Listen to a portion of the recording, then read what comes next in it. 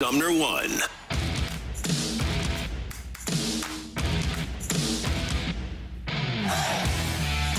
Good morning, everyone, and welcome to the opening drive on 101 ESPN in St. Louis. Happy holidays to you with Brooke Grimsley and Super Bowl champ Carey Davis. I'm Randy Carricker. It is 7 o'clock in St. Louis. Your time check brought to you by Clarkson Jewelers, an officially licensed Rolex jeweler. And we have a major station announcement coming up in about 15 minutes here on 101 ESPN, so you'll want to stay tuned for that. And we have a big show of interviews, kids. First of all, how are we doing? How are we doing on Friday Eve? Oh, doing great. Awesome. Well, you guys are leaving me for the holidays after today. Yeah. Sorry about that. Yeah. We are off tomorrow. We're out of here, Randy. I know.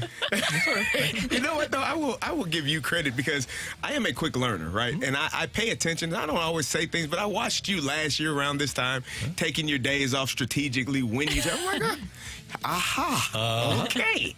And so the great Randy Carricker taught me that, you know what, this is how you do it. Well, and so I'm going to get those days in, and I'll be back on Tuesday. Carey, teams like to have that veteran presence. Veteran presence. That is you. So here's what we got coming up on this show. Bernie Federko is going to join us at 8:15. We're going to talk to Mizzou's football offensive coordinator Kirby Moore. He'll join us at 8:45. Illinois Athletic Director Josh Whitman talking some bragging rights at 9 o'clock. Followed by Lindenwood coach Jed Stugart for a moment. We might have a special guest come in studio a little bit after that, too. Really could happen.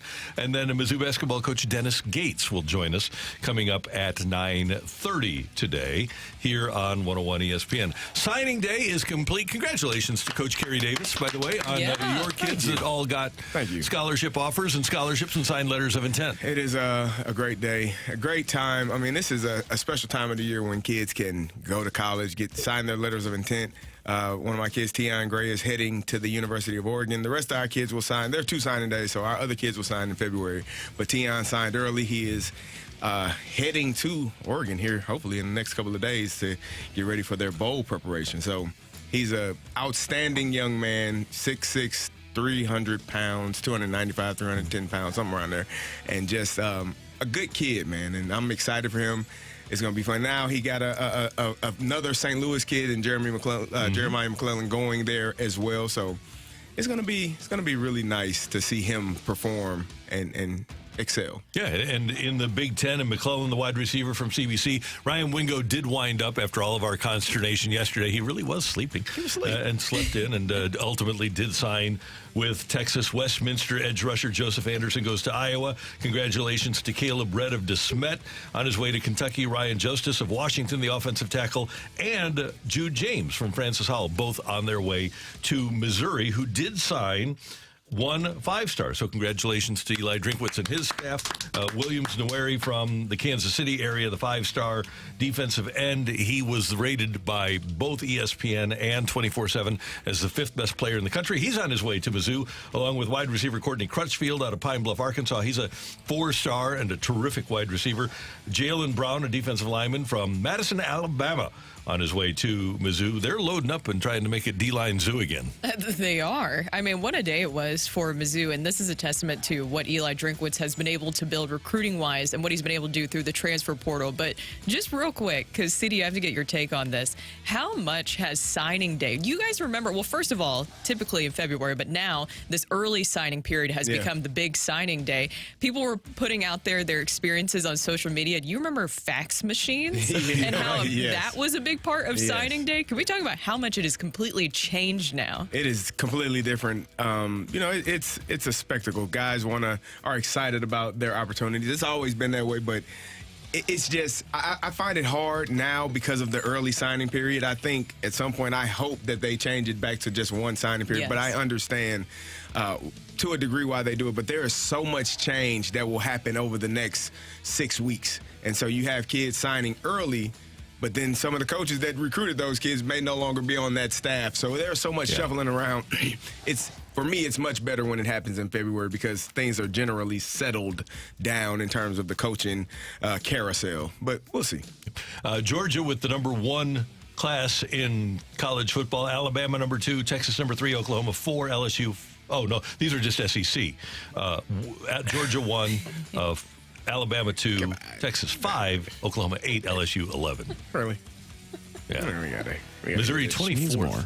Missouri It 20. does not mean more. It does mean more. It's like the entire conference in the top 25 of recruiting rankings for this year. Like it Sounds it's like to literally me, like some 85% of the political conference. bias is what I think is going on here. I think 4 straight championships will lend itself to political, and 9 of 11 championships lends itself to political bias. You know, it sounds like something shady going on here. I don't want to break any news here. If you consider better football shady, yeah. And Brooke, I don't want to be the one breaking news here. Your curiosity and interest was piqued by Eli Drinkwitz yesterday. Yeah, he had some great comments. We were talking about what he's been able to do on the recruiting side, but also the way that he's utilized the transfer portal, I think, has been a big thing for Eli Drinkwitz and Mizzou. And he had some comments on a show when he was asked about why he's allowing some of his Mizzou players who have entered the transfer portal to come back and play in the Cotton Bowl if they want to. And I think this is a big reason why some players are even gravitating because of his ability to understand, okay, I know that the transfer portal, it could be controversial, NIL as well, but I'm going to lean into it instead of leaning away. The guys who have entered the portal from your program, you've told them you're welcome to come back. You're welcome to practice with us if you want and play in the bowl game if you want. What led you to that decision? You know, our brotherhood was really strong this year, and it takes every single person. We have a just us mentality to achieve what we achieved this year. And, getting an opportunity to go to the Cotton Bowl is a once-in-a-lifetime experience for these players. And I sure didn't want them to have to decide between I really feel like I need to get in the portal to explore all my options or have a once-in-a-lifetime experience. So I just wanted to take the stress off of them and say, hey, I understand there's going to be guys that want to go get more playing time or this or that or the other, and you're still a valuable member of our brotherhood. We had 3 simple rules. Don't be a distraction, and make sure you put the team first in your decisions. And they were able to do that. You know, last weekend there were several of them that had to go to OVs, just asked that they were back by 4 o'clock for our Sunday practice, which was our first practice for Ohio State. I think it's been really good. I think it shows our team that there's a level of compassion, with our brotherhood and understanding that this is a journey that everybody's on. I'm not saying it's the right thing to do or not the right thing to do, but it does work for us, and it's going to work for us this year. And players pay attention to that, right? They're going to notice during this whole process, because we have seen some coaches come forward and say they don't like the transfer portal, they don't like NIL. And I know that it wasn't too long ago that Eli Drinkwitz had those comments where he kind of compared his brother, who's a pediatrician, his salary to what they're making at NIL. Yeah. But the way that Eli Drinkwitz has really embraced and leaned into the transfer portal and NIL, and even those comments of, okay, even if you transfer, we are still going to accept you because you're part of this brotherhood this season. I think the players pay attention to this stuff because you want to make sure the school you're going to understands the way that the game has changed and is fully on board with it. I think it's really cool. I think it's good. Hats off to Eli for doing that. You're teaching these young men, and it is a business, but you're really showing them, hey, you can go on your interview, official visit. That's what the OV was for. You can go on your official visit, also known as an interview, and have, but be back by this time so we can get our work in. If you're planning on being here, I think that's really cool of him to do that, because there are a lot of coaches that would not accept you don't want to be here. You want to move on. Okay, fine. Let's just cut it off. We're done.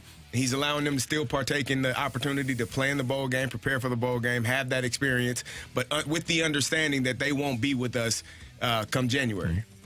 We have great basketball here in St. Louis coming up on Friday. It's the McBride and Son Homes Braggin Rights game, Mizzou and Illinois.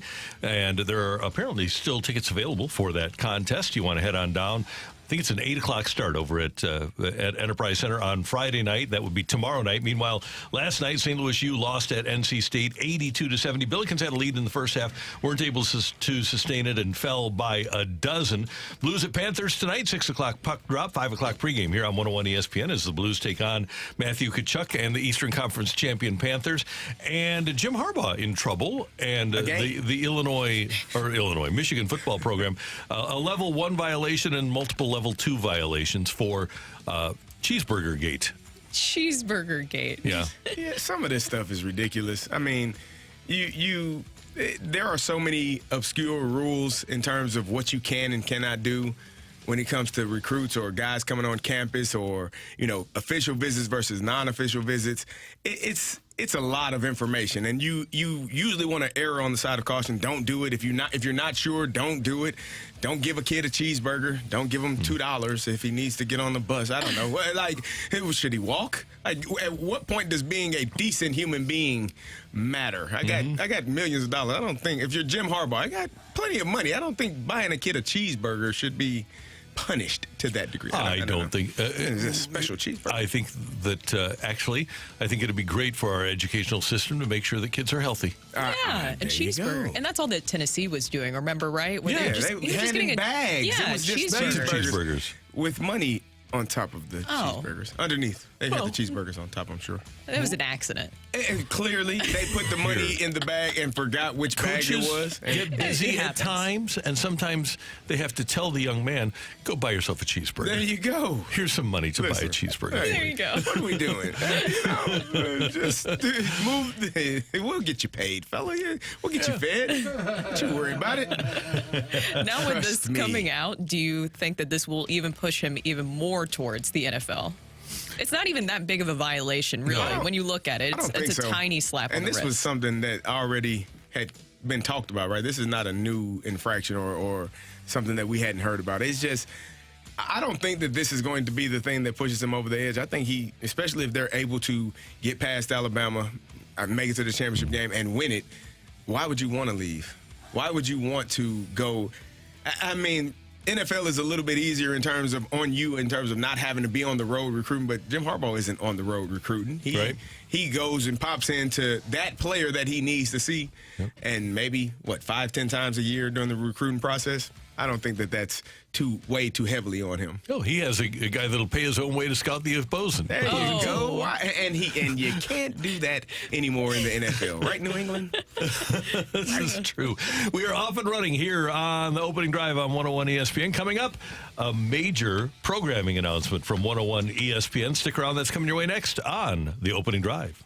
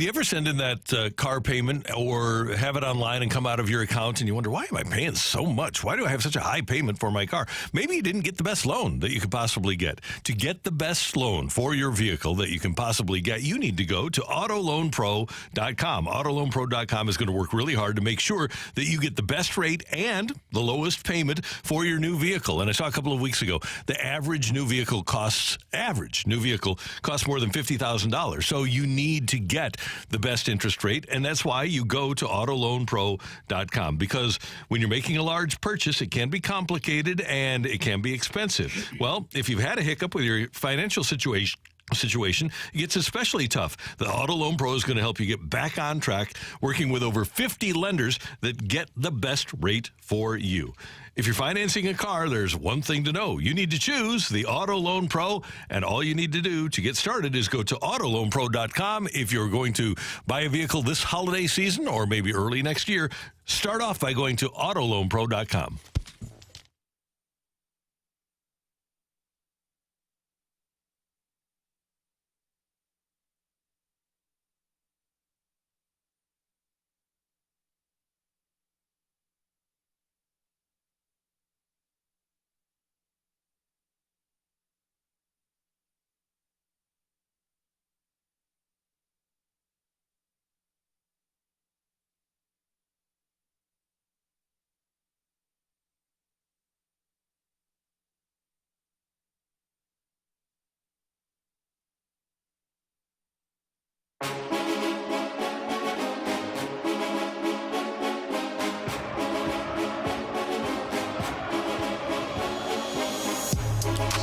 About a year and a half ago, Carey Davis joined the opening drive. Michelle Smallman made her way up to New York, and she is one of the hosts of our national show that comes on before us.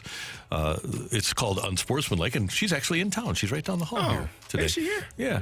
How about that? Doing a show from St. Louis. But as we know, things in radio have a tendency to change at times, and with that being the case, Carey Davis has something that he would like to tell you. Well, no tears. Nah, no tears. So it has been a fantastic ride here with you all.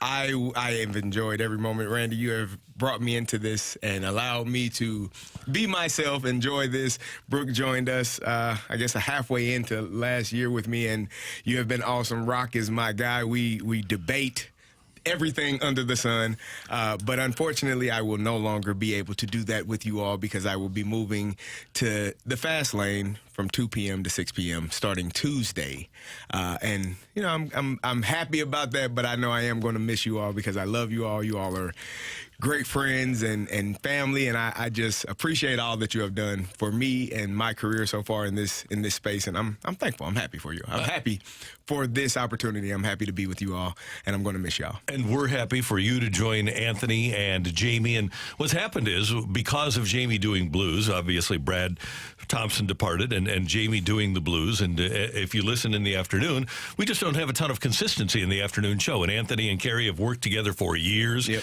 You're great friends, yep, and you work well together. So to provide a level of consistency in the afternoon show, Carey will be there every single day with Anthony, and that'll be great. It'll be a great listen. It'll be fun. We'll have a great time. We'll talk a lot of football. And yeah. I'll make sure that we do that with him because he loves football. I love football. Yep. And so we'll talk about that. But again, I am thankful for you all. You have been, great people to work with. It makes life easier. Getting up in the morning for me is not easy, right?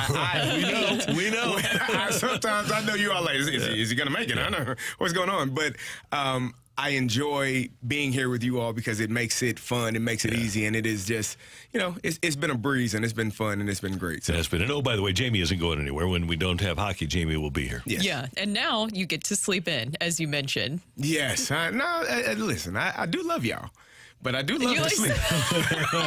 Now, we should also add, head coach at Hazelwood Central. What's happening there? Mm-hmm. So I did resign from that position a couple of weeks ago because I knew that this was coming down the pike, and I knew that I would not be able to coach football and obviously do radio. Our practices started at 2:45 and would end around 5:15, so it's impossible to be in both places at the same time. So I'm just, I'm blessed to have been able to coach those kids. That was a really hard conversation for me because I did that for 6 years, and it was, it was a bit emotional because I love those kids, man. I love being there with them. I love watching them progress and become young men from the time that they're freshmen and they're 14 years old until the time that they're 18 and they're leaving to go off to college. It's a special moment to be a part of their lives, so that's going to be tough for me not to be a part of that. But again, I know that the opportunity ahead is really.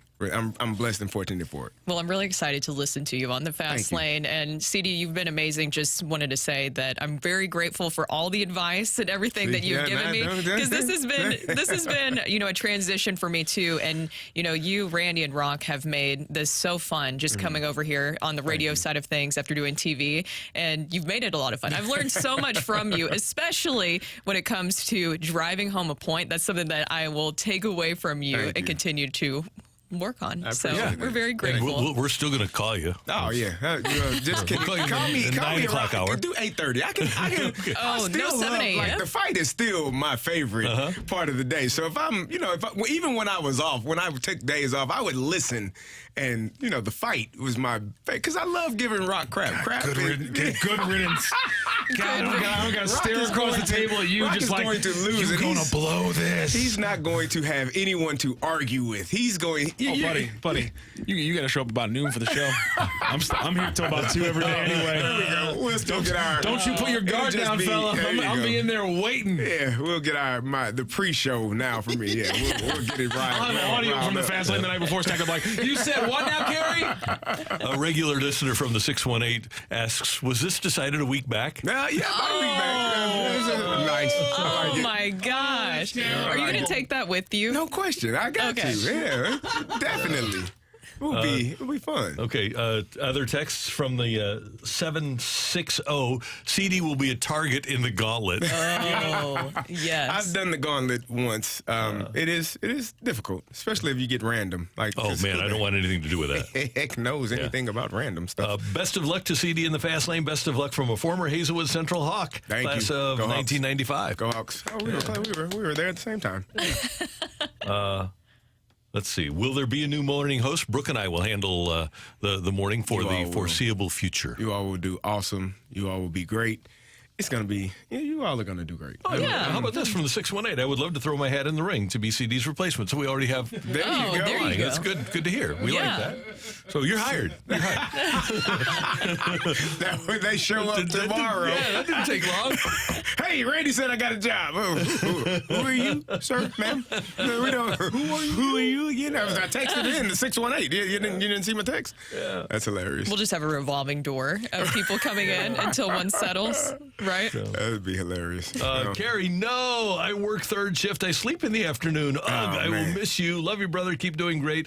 I'm sure you will do great. Well, that's one of the great things about the podcast here on 101 ESPN, on 101 ESPN with the app and at 101ESPN.com is that you can listen to Carey pretty much any time on your phone. Yep, 2 to 6. We'll be on live, obviously, but if you need to check it out at another time, the podcast is available. And again, I'm looking forward to it. Jamie is hilarious. Anthony obviously is hilarious. Those guys are awesome. So we're gonna be having fun. And I'll be in next week. It'll be me and Jamie for a couple of hours, and then BT will be joining. So we're gonna have some good. No Anthony times. Next week, huh? Anthony is out all next week. Oh, wow. Yeah, he decided. I told him I was coming. He's like, I'm gone. I'm really. Okay, we're starting this relationship off a little rocky.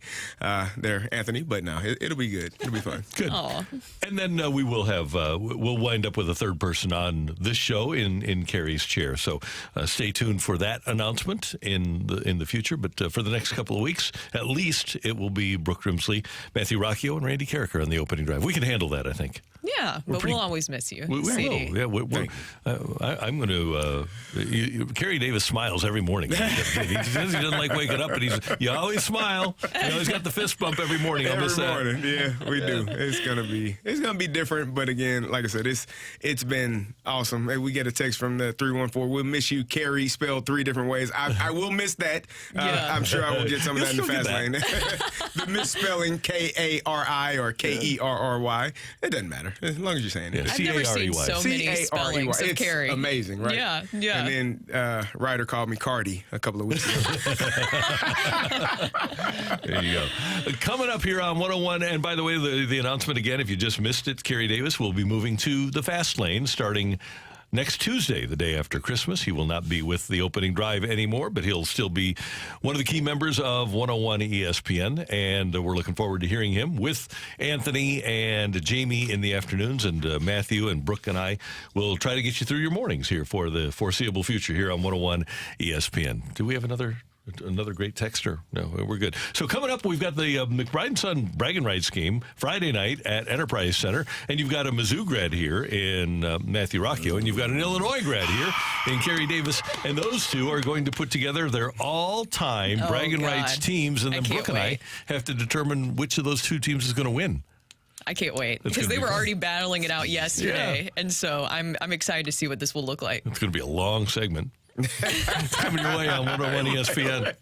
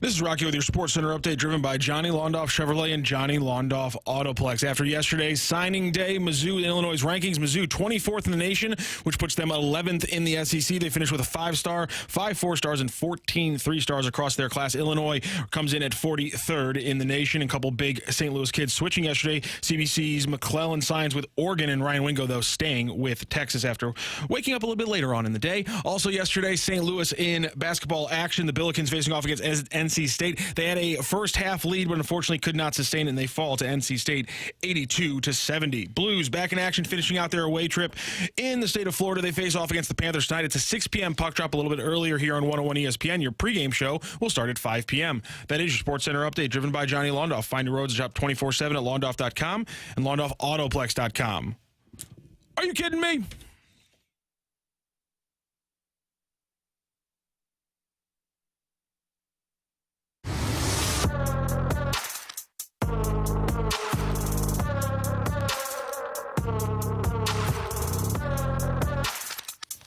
All right, the Braggin Rights game is Friday night over at Enterprise Center. Mizzou and Illinois are going to play, and the McBride & Son Homes Braggin Rights are on the line. And Carey attended the University of Illinois. ILO.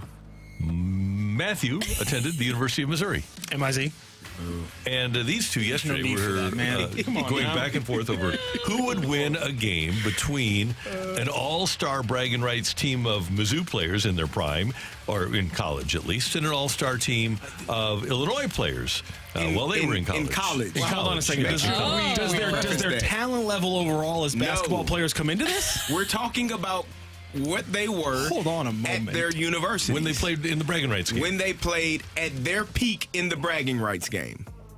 Nah, look at Rocc. Now he's got to rethink his whole... Because MPJ didn't play, did he? No. I feel like that's an unfair thing that I have to leave out. I feel like I'm being unfairly handicapped in this for no apparent reason. The man played for the Missouri Tigers in his college career. How many games did he play? Like 6? I don't see why that's relative to this. Kyrie Irving was a Duke Blue Devil, wasn't he? He was a Cleveland Cavalier. That's when he first played basketball. Yeah. Duke. This is ridiculous. So, well, them's the rules. Come on. That's the rules. You're taking away one of my stars, and that's fair? Okay, fine. Okay, well, you know what, though? You put an asterisk next to Mike Porter Jr. Yeah, we have to... unfortunately, from a football standpoint, I think we have to take away John Matuzak from Missouri also, who was there for a month or something. Have to take him away. I don't see why that was necessary. I'm down, and you're kicking me. I'm down, and you're kicking me. Troy Aikman is not a product of the University of Oklahoma. There you go. This is just. Hey, you got it. I mean, right is right, wrong is wrong. With that being said, Rocc, you can go first. Yeah, there you go. Here we go. We want to go positions, or we just want to go overall? Positions. Okay, we'll start with the point guards then. This one's pretty easy for me. The man was one of the best passers in college basketball when he was at Mizzou, and he happens to be the leading passer at Mizzou when it comes to assists. I'm going to go with Flip Pressey. Phil Flip Pressey is going to be my one guard in this game. Well done. I'm going to go with a young man. I actually talked to him a couple of days ago. I was trying to get him on. Scheduling conflicts were unable to. He's the head coach at Roosevelt University now, and one of the greatest, when you think of college basketball, his name definitely is one of the top names. This is a young man named D. Brown, two-time All-American, player of the year in the Big Ten. Spectacular basketball player. Better young man. Okay, there we go. Matthew.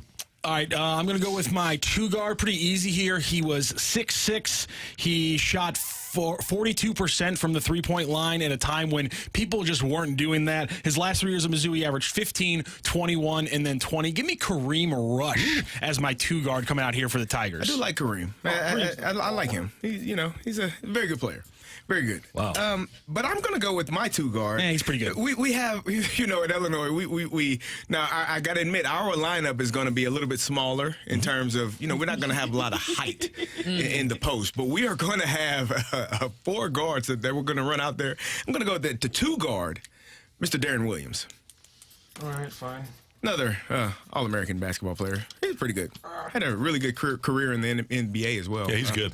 Played for a long time. I'm just adding that on. I thought we weren't considering that. Okay. No, I'm just giving you background. It's not me telling you that's. I'm just giving you some background as to who he is. You know. All right, that's fair. That's fair. This one's a little tricky because I lost my small forward like 3.5 minutes ago. I kind of feel like Konzo Martin right now. Oh man. Oh my God. Oh, I get it. Yes, He gets it. He gets it. We all get it. I'm going to go with a man who happened to have a pretty successful pro basketball career after his time in Missouri. You know, he just happened to play for the same team for like 17 years in a row. I'm going to go with Anthony Peeler That's a great- at the I do 3 like guard AP. on my wing. Now, I was a fan. Now you're talking about him and Javon Crudup. That's my era of watching Mizzou basketball. Those guys were really good. But all in all, I mean, you said he had a really good career.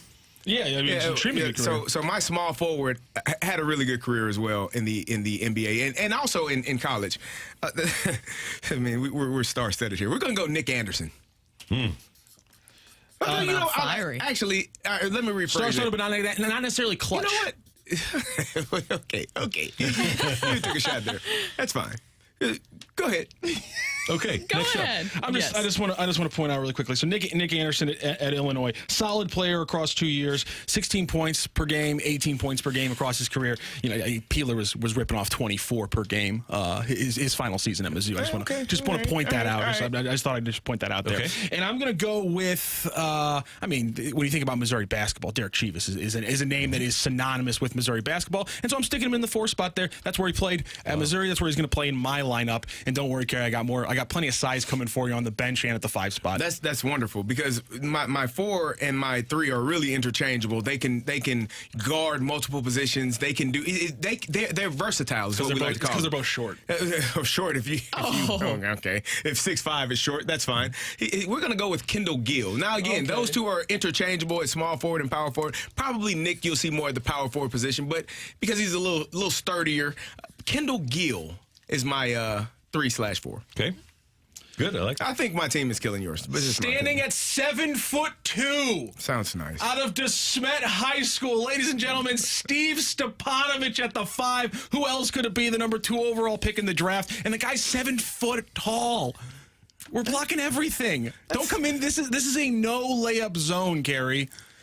Well, that sounds delightful and wonderful. And think about that. If Steve-O had Flip Pressey giving him the entrance passes instead of Frank Cusimano, the amount of points he would have scored. So we're Cruz didn't go to Mizzou. now we're going to It's a Smet joke. again. My lineup is really the 6 and under league so far. We got a It really is. smaller lineup in terms of basketball. So I you're gotta have some post presence, and so we're gonna go with the 7 foot 285 young man out of Kingston, Jamaica, and that's Kofi Cockburn. Who we're going to a 2-time consensus All-American, 2-time All Big Ten, big fella down in the paint. Whatever you want to do, he's there. Defend. You get past from my guards. He's going to be there to defend the paint, and he's going to dunk it on you on the opposite end. D, throw it up. You know who's there. Okay, now let's each put together a 3-man bench so you have an 8-man rotation. My first bench guy, this one's going to be easy. Doug Smith, 6'10", 220. His final year at Mizzou, he averaged 24 points, 11 boards, 3 assists, 2 blocks, and 2 steals. And his career numbers were 17, 8, and 3 across 130 games in college basketball. Doug Smith easily coming off my bench. More size. You're in trouble, Carey. You're in trouble. Speaking about size, so I do have to go and get me another power forward and a guy that can play some center as well. And so I'm going to go with the 6'9", 240-pound Brian Cook. He's the 6th overall leading scorer in Illinois history. And I'm going to have to leave some guys off of this list. And I don't like it, but B. Cook has to be on that team because I need a little bit more size. I'm just going to continue just destroying you with size right now. So I'm going to go away from a pretty guard-heavy stable that we got for the Tigers. I'm going to go with Arthur Johnson, a man who blocked shots literally like he was. That's what he was on the court to do because it was. He had multiple seasons with 2 block shots per game. Arthur Johnson is an absolute hoss of a basketball player. I'm putting Arthur Johnson in there for the Tigers. Oh, very nice. All right, so we're still going down this bench, and I'm working towards building out my roster, and so I got to go with the number 2 overall leading scorer in Illinois history, and that is Kejuan Garris. He's a bucket getter. People around here, they've seen him in the Braggin Rights game. You know about it. This final pick for me might be a little bit biased by my age, but if I need instant offense off the bench, I'm not sure why. I got a lot of scores, Kareem Rush, Anthony Peeler. But in my opinion, Marcus Denman was one of the most dynamic players to ever touch a ball in a Mizzou uniform. And so easily my sixth man coming off the bench, my scoring guard, it's Marcus Denman. Okay. All right. Well, I think you got a decent team, right? You got a decent team. And so I'm trying to still piece together this last bench spot, and I'm torn, Randy. I am torn because we got so many names at the University of Illinois that it's hard to just pick one, right? But again, I'm gonna go with the size, and I'm torn though because Frank Williams for me was spectacular. He was one of the guys, but I think I'm gonna have to go with the all-time leading scorer in Illinois history, 6'9", power forward, small forward, Deion Thomas. Let's see what you got going on. Oh, man. Yeah. 18 points a game. Didn't know if you were going to go to him. Oh, yeah. Had a feeling you were sitting on that name for a little bit. He's going to round out that bench, and he's not going to be the last one coming off the bench. For Matthews Mizzou Tigers, he's got a backcourt of Phil Pressey and Kareem Rush. Up front, Stipo, along with Peeler at the small forward and Derek Chivas at the 4. And then Doug Smith, Arthur Johnson, and Marcus Denman making up the bench. For Illinois, Carey's got a backcourt of D. Brown and Darren Williams. Small forward, Nick Anderson. Kendall Gill is at the 4, and Kofi Coburn is his center with a bench of Brian Cook, Kiwan Garris, and Deion Thomas. This should be a hell of a game. It would be a great game. I'm going ILL all day. I don't even think it's questionable. I mean, listen, you got a pretty good backcourt. I'll admit that. We have defensive troubles in the backcourt because it's not like D Brown's going to completely overpower Flip, but Darren Williams was Darren Williams. Kareem Rush wasn't really known as being a great defender necessarily, but down low is where we're going to win this game, Carey. I don't think so. And so I don't know. The amount of times that we're going to pull down a board and Kareem Rush is going to have not an orange jersey within 10 feet of him and just hand in the cookie jar. He just tack up 3. Let's go, baby. It's going to happen 13 times the game. It's Stephen Curry over there. Yeah, now we're going. 42%. There we're going. In the 2000s. We're already getting some texts in with people weighing in on this one. From the 314, oh my God, this Mizzou lineup would absolutely light up the ILL lineup. That's madness, if you ask me. That's crazy. That's crazy talk. The senior seasons of some of the players on this Mizzou roster are disgusting. Like Peeler goes from 18 points to 24 in his senior season. The Doug Smith season is ridiculous. Again, 24, 11, 3, 2, and 2. Really good. At 6'10", 220. Then we got with that. a text from the 618. Where's Mr. Energy? Can he battle? I said I had to leave some people off, man. You had too many options, CD. Way too many options. And I mean, I got the 3 of the top leading scorers in Illinois history. There were 6 of the top leading scorers with B. Cook. I had to go in that direction. But again, it's hard when you only get 8 players when you have such an illustrious history as we do at the U of I. It's so many great players in our history. And so, yeah, and we got... Go ahead, sir. The old heads are coming after me for picking John Sundvold. I had 2 guards, and I had another guard before I was going to take Sundvold, to be honest. But he was in there. It was close. It's tough when you limit it down to 8. Who am I supposed to kick out? You want me to kick out Rush? You want me to kick out Peeler? You want me to kick out Denman? Those are pretty good guards. Another follow-up question for you guys. So from the 417, who's coaching each team? I'm glad we took Norm and Lou. Lou Henson. Lou Henson. That's what made this Braggin Rights game. It's got to be Norm Stewart and Lou Henson. Yeah. I mean, I can't think of another Mizzou coach I'm going to take right now. We got a text from 636. I'm not taking Kim Anderson. No. We got a text from the 636. Illinois would run Mizzou off the court. Mizzou would be exhausted by halftime. I have to agree. I think this is a really good game. I disagree with that assessment. He's running around. I do think the elite shooter in this game is Williams.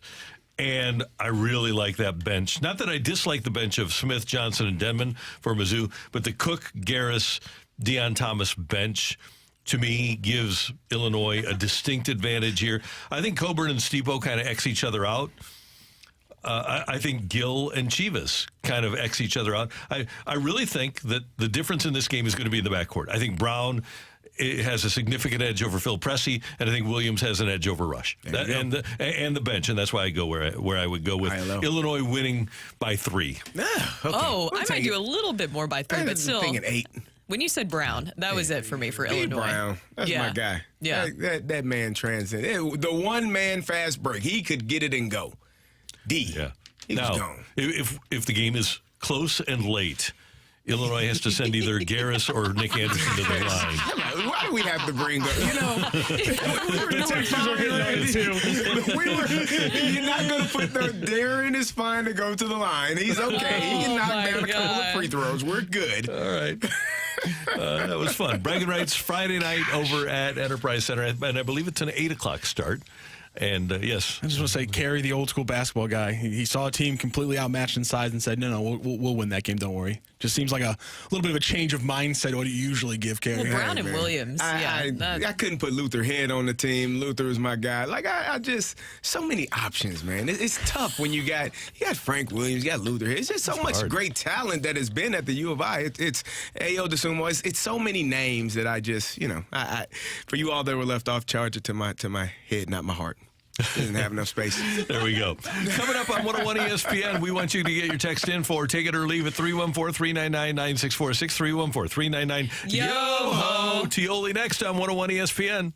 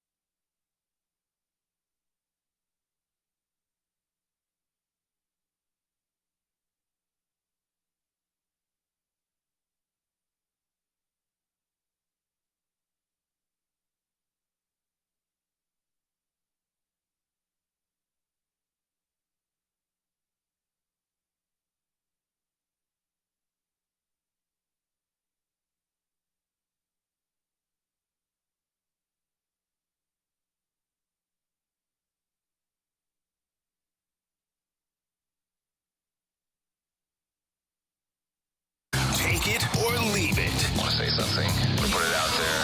If you like it, you can take it. If you don't, send it right back. Get your text into 314-399-9646 and give us your take it or leave it. Brought to you by Gloria Lou Realty. Visit GloriaHasTheBuyers.com and start packing. That's my final offer. Take it or leave it.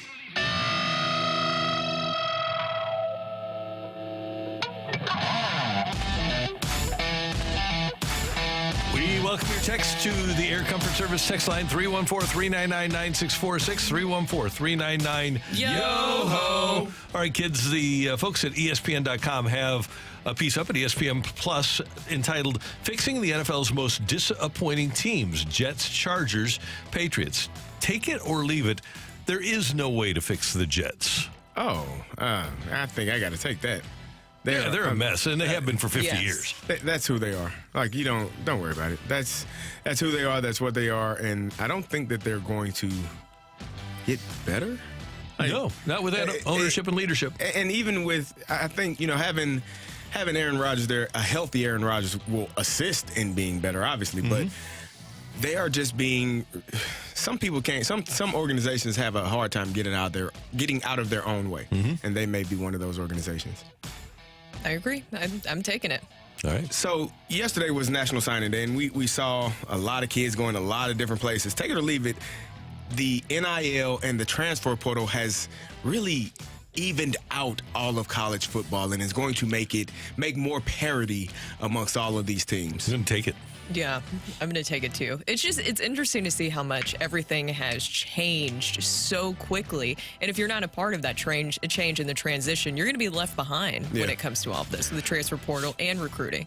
It looks to me like what's happening is kids are realizing now, 5-star kids, okay, the kid that is green, that's leaving Oklahoma for Mizzou. Yeah. You get into college football and say, okay, this is fine, but you know what? There's a better place for me, and it's not necessarily a blue blood. I mean, wasn't the Oisa 5-star too at Oklahoma and finds his way to Missouri? It seems to me that kids that used to stay at a place, 5-star kids, now realize, well, they have an option, and they take advantage of it to go places that aren't necessarily blue blood, but are more fun. Yeah, the whole transfer portal thing. Do you think that when it comes to these kids entering the portal, they already have a school in mind, right? I would hope so. Yeah. But then I've also heard some stories where some of them maybe don't have it finalized, and then you're in this weird limbo with the transfer portal. It's a difficult space to be in because you want to have a home. They're not supposed to be able to reach out and talk to you, especially if you're still on the roster and haven't entered the transfer portal. But the only way to get information that you should or could enter the transfer portal is to have some type of information, some type of clue. That's another weird part of it. It's one of those things, I guess. Hush, don't say anything. That's how it goes. Yeah. It's a secret. Well, speaking of signing day, yesterday, Hugh Freeze, Auburn's head coach, had some interesting comments about recruiting. There's some schools in this conference that they believe in last night efforts, and you gotta fight, and you gotta hold on, and you gotta stay up all night and play video games and do stuff that's out of my comfort zone, and but you just. There was some late night pushes, and we held on some, and won, and lost one, and people in this conference are good at what they do, and I don't always like what is done, but it's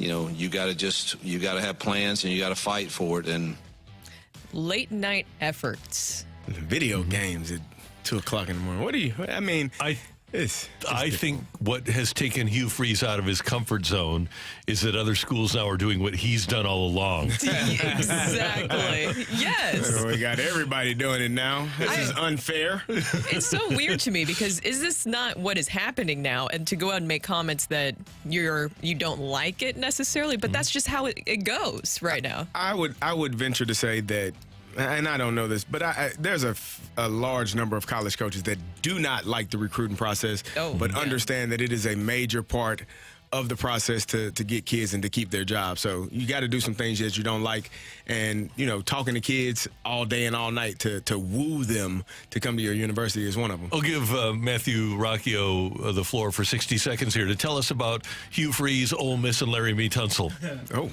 Yeah, I mean this is the height of hypocrisy, because it was pretty the thing that no one talks about from the big Larry Tunsil moment is obviously the gas mask marijuana was quite the thing on the draft, but Ole Miss took a huge hit that night because Larry Tunsil then admitted that Hugh Freeze was paying for his rent on national television, on SportsCenter was rolling his post-draft interview, and he just says, yeah, and then they gave me money, and then he says, yeah, they gave me money to pay for rent, and he immediately gets pulled off the podium, and then everyone knows now that Hugh Freeze is essentially cheating, and we then go from was paying Larry Tunsil's rent to he's doing a lot more than that, and everything would then fall apart at Ole Miss, and he's a scumbag for now turning around and being like, this conference, I tell you what, you were at the spearhead of the illegal side of things. Now people are maybe being a little bit more legal with it, and now you have an issue with it. Hugh Freeze is a scumbag. You ain't trying. What do you got on the text line there, Matthew?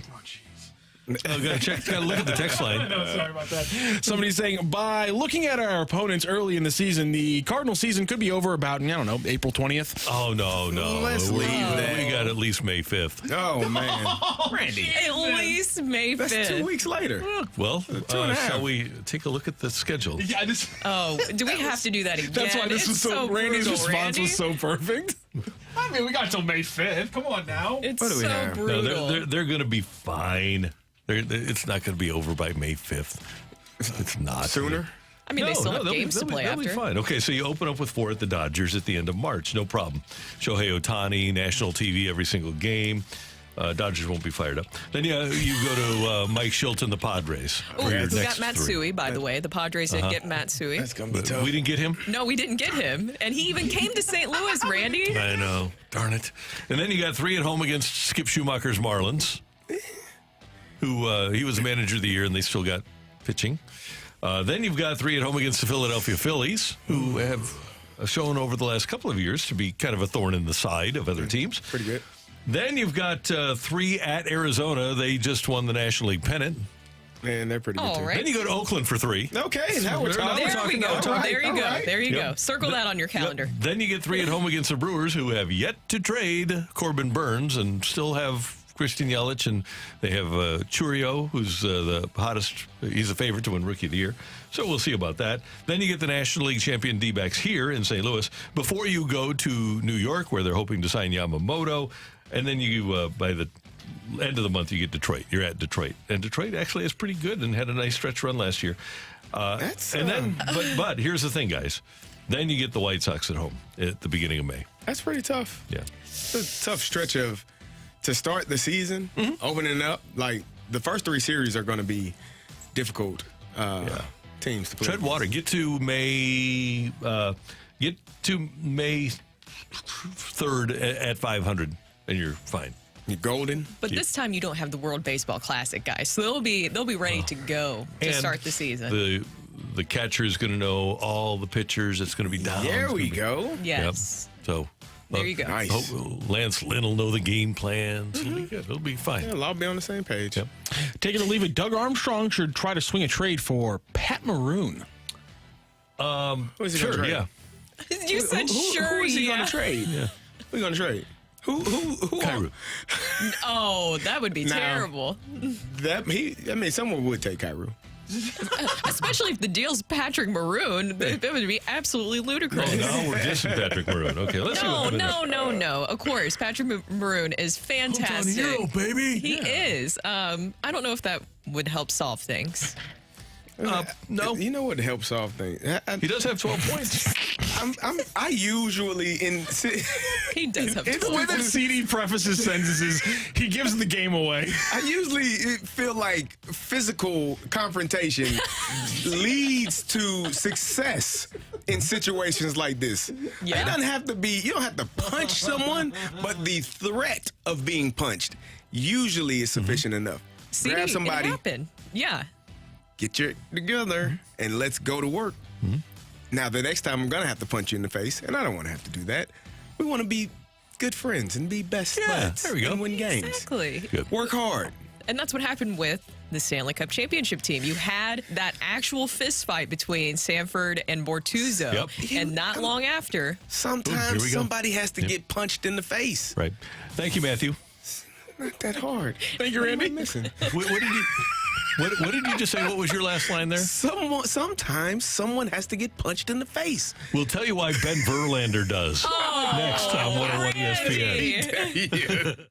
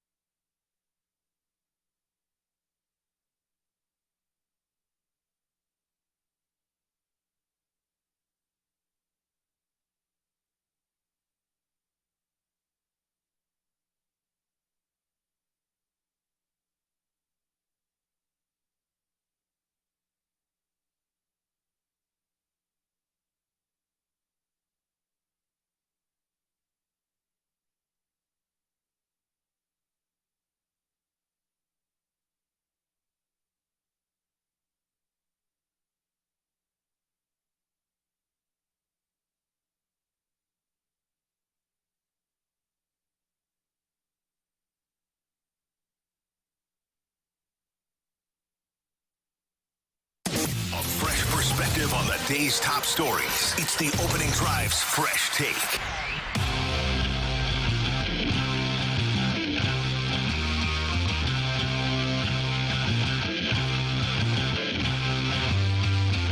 Well, this means everything.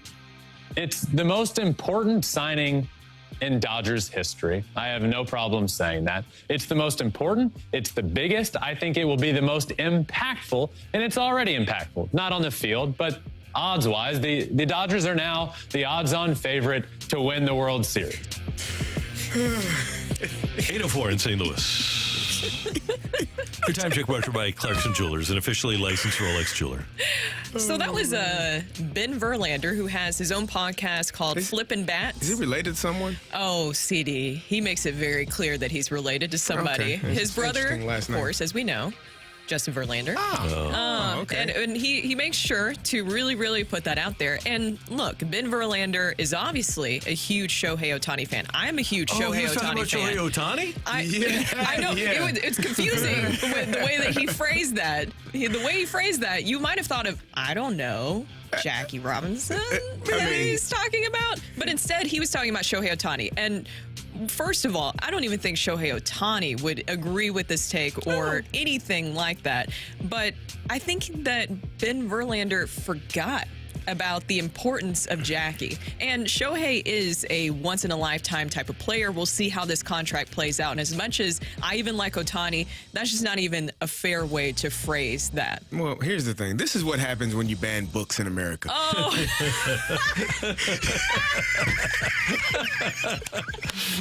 You're not wrong. You are not wrong. You get 31-year-old idiots spewing nonsensical things. Man, what?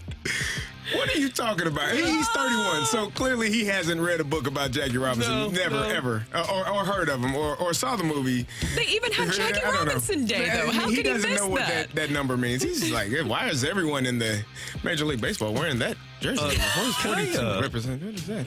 There's no doubt that Jackie Robinson, for any rational, educated baseball person or non-baseball person, is the most important signing in the history of the Dodgers, Brooklyn or L.A. Maybe baseball in general? Yeah, you're right. Yeah. The entire league? December 14th of 1954, the Dodgers signed an amateur free agent who wound up winning 3 Cy Young Awards. He was a 3-time pitching Triple Crown winner. He was a 7-time All-Star, a 2-time World Series MVP, 4-time World Series participant. He won the ERA title 5 times, and he was a 2-time Major League Player of the Year. His name is Sandy Koufax. Isn't it a little bit premature to suggest that Shohei Ohtani is more important than Sandy Koufax was? Yeah, that's there's a lot of things wrong and missing there. And look, he could have salvaged this if he just changed up his phrasing a little bit, right? But instead, he just acted like history didn't happen. Right. To act like history didn't happen or not even acknowledge it is a little weird, but very on brand for Ben Verlander if you have seen some of his stuff on social media. I wonder when Justin heard that, did he just... Not again. I'm so happy to be the smart kid in this family. Hey, get to Christmas. See, that's why everyone laughs at you, Ben. We all, when you say dumb things, sir. Hey, what are you doing, man? Somebody on social media, I didn't say this. I'm gonna start by saying I didn't say this. Somebody on social media said that Ben Verlander is the Jackson Mahomes of Major League Baseball. Good call. I didn't say that. So, somebody else did. If you didn't hear at 7:15, Carey Davis is leaving the opening drive. He's moving to the fast lane starting on Tuesday after Christmas, and we will miss CD. But CD not only has been a big part of the opening drive on the field, but off the field as well, being a huge participant in our fantasy football league. Congratulations to you two, by the way. Thank who you. are both in the semifinals of the 101 ESPN. What happened yesterday, Randy? Little consternation on the part of our commissioner, Brandon Kiley. Here's BK yesterday on BK and Ferrario. Seriously, it did happen. There was BK. The bone to pick today, boys. Yeah? Yep. Being the commissioner of this league in our 101 ESPN Fantasy League has been one of the great accomplishments of my life. Well, and I might have to resign. Resign? Yep. It might be the last year that I do this. Look, I think you have to enact your most powerful move and suspend somebody. That's what I'm saying. So this morning, I get in and Alex makes me aware that somebody has made a roster move that might be immoral. Yeah, you thought you were pissed. When I saw this move, I'm like, you got to be bleeping kidding me. No. Somebody, you're going to say it's BK. at 101 that is no longer involved. We're down to the top 4. It's T-Bone, Carey, Brooke, And Alex. that are in the top 4 right now. Congratulations to the two of you. Well represented on our show. I was 13th in the league. I'm not even a part of the consolation prize bracket. Yikes. I was eliminated picked from first. the 11th place game. I forgot he picked first. Not good. So what happened this morning? I get in. There's a roster move that's been made. Debo Samuel has been dropped. Feels kind of weird. Coming off of a 33-point performance. For Taylor Heineke. What's wrong with that? What's wrong with that? Okay, so here's the thing. You're playing Alex, right? Yes. Alex accused you and I of colluding. Yeah. I'll say it now, so I don't forget about it. believe on my reporting that it's a different co-host that tried the collusion. Oh. Yes. Oh. So I smell 2 bands coming. Oh, so but both of those people we believe were colluding also play against both of them for this week. So Yeah. you and I. It was So what their you're show saying is, trying to defeat our show, and I'm not allowing you. So Yeah, that's right. so what you're saying? We should just. Wow. Okay, full disclosure here. Full disclosure. Please tell it. I'm walking out yesterday, walking out of the office, and Brooke says, "Hey, is the trade deadline over?" Because, full disclosure here. Whoa. I fed Brooke a quarterback during the season, right? She needed a quarterback desperately, and I gave her one. So I said, no, the trade deadline is way past. We're at playoff time, but I got an idea. Wait a second. We're going to gloss over that there was previous collusion? Hey, let him explain. I see no written rules. By the way, I see no written rules for the waiver process either. Oh, yes. This is payback. So anyway, so Brooke says, again, I had no part Carey of had this. nothing to do with this. Nothing to do with it. But I will say, when I saw Debo Samuel hit the waiver wire, I definitely clicked submit. And Everybody did, what right? are we doing? Yeah. I had nothing to do with it, but when I saw it, I pay attention. I don't have to say much, but you know. So I actually, when Brandon Kiley sent the league text to everybody yesterday, he kind of talked about how he didn't even name me. But, then I texted back and I said, I can't slip a damn thing past you. So I was kind of frustrated. But at the end of the day, what I wanted was for Brooke to get Debo Samuel so that she could win her game. You wanted ultimate trolling is what you wanted, Randy. And you got I had that. nothing to do with that. The smile on Randy's face, too. And we were like, oh, this is going to be funny. It's going to be funny. Carey is completely moral in fantasy There you go. football. Yes. I had nothing. My team has been just chugging along. I would get punched by Tommy Pham. I don't care. I'm in 11th place. What the hell? When I saw Debo here, I was like, oh, Tutu Atwell, it's been nice to know you, buddy. We got to go.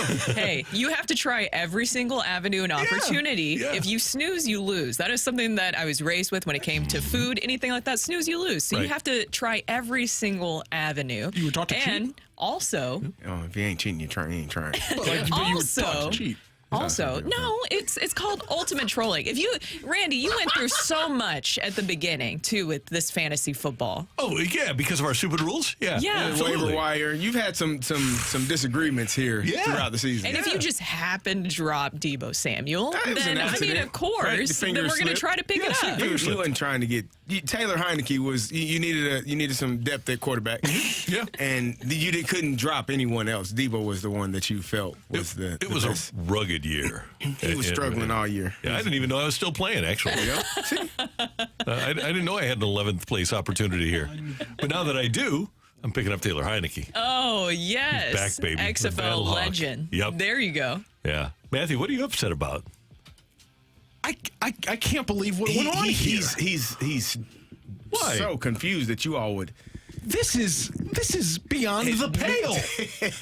It's called integrity. So as long as Rocc and I It's are in the fantasy line, we're football. aligned. It's fantasy. We are it's all aligned. good fun. Somebody I from the had 6'3". nothing to do with that. Where's the line in the sand? Somebody said from the 636 said, it's not like Randy bought Brooke a cheeseburger. What's the big deal? Exactly. Right.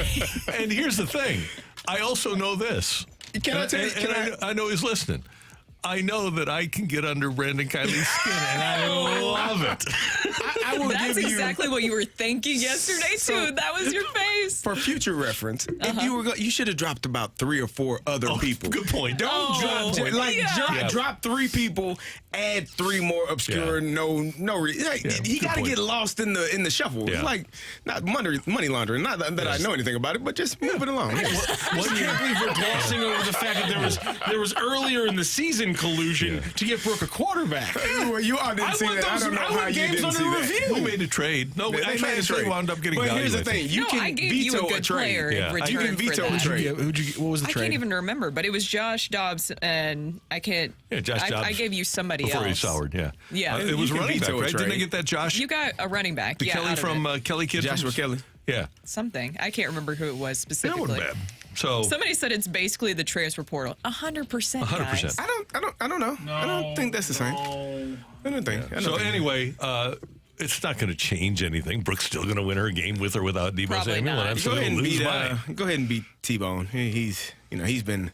I had a chance to get the number 1 seed. It actually worked out well though, because now you are against Tanner and I'm against Alex, and so we're going to be fun. We're going to have a good time. Good.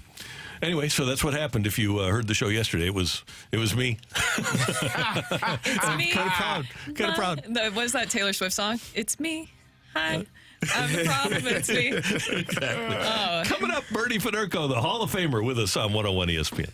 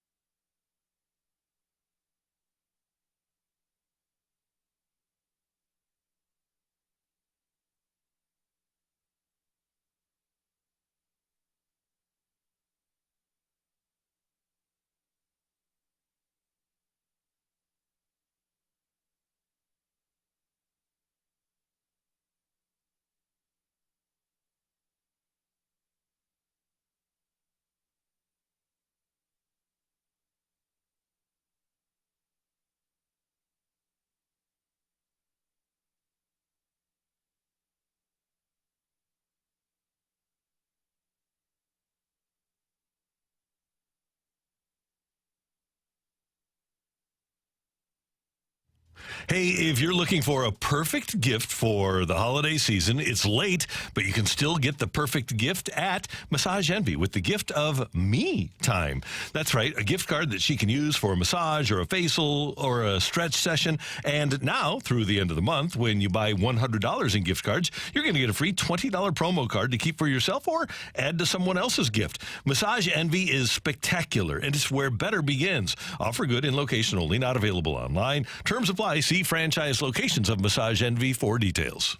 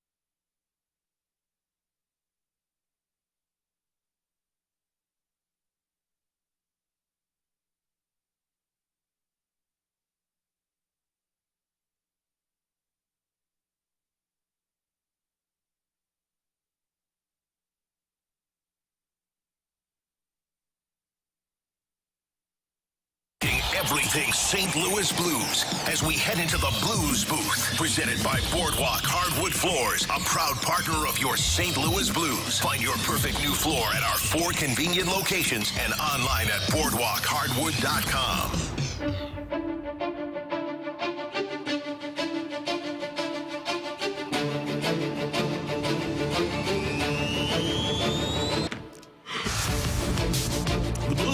Play the Panthers tonight in Sunrise, Florida. 5 o'clock pregame, 6 o'clock face-off here on 101 ESPN. Brooke Grimsley, Carey Davis, Randy Carricker with you on the opening drive. And we head to the celebrity line where Hall of Famer Bernie Federko is standing by. Bernie, good morning. How you doing? Good morning, Randy. I'm doing great. Don't you wish they would have had Florida in the league when you were playing? No kidding. Florida, Phoenix, I mean, all it would have been really, really nice to get a little bit of time in the sun, especially around Christmas. This would have been this would have been beating Christmas shopping. Being down there laying in the sun. Yeah. Well, Bernie, obviously not a great game for the Blues the other night, losing 6-1 to the Lightning. What did you see in that game? Because it felt like maybe some of the old habits were creeping back in after getting 2 wins with the head coaching change. Well, I don't know if there was really bad habits that were coming back. I think it was one of those things where our team was really ready. I mean, Tampa did not have a good trip out west. They only won 2 of the 5 games, and I think that they were probably pretty excited about getting home. And I think the Blues just didn't get off to a good start. I mean, a couple of goals. I mean, and the goals were goals that, you know, they're scrambles. I mean, that's from hard work. And the Tampa Bay Lightning were going hard to the net, and they got a couple of bounces, a couple of goals, and then you're behind, and then it gets really difficult. And you try to do too many things. I mean, the Blues had plenty of scoring chances. I mean, it's not that they didn't get scoring chances, but it's just always when you get behind that much. I mean, you're down by 3, and then you're down by 5. You're going to get your chances because the other team kind of shuts it down, but you can never fall behind that much on the road and then expect to come back.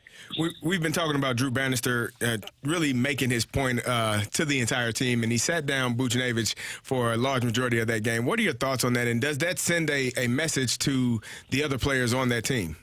Well, Kerry, you probably would know the same things. You know, that can go both ways.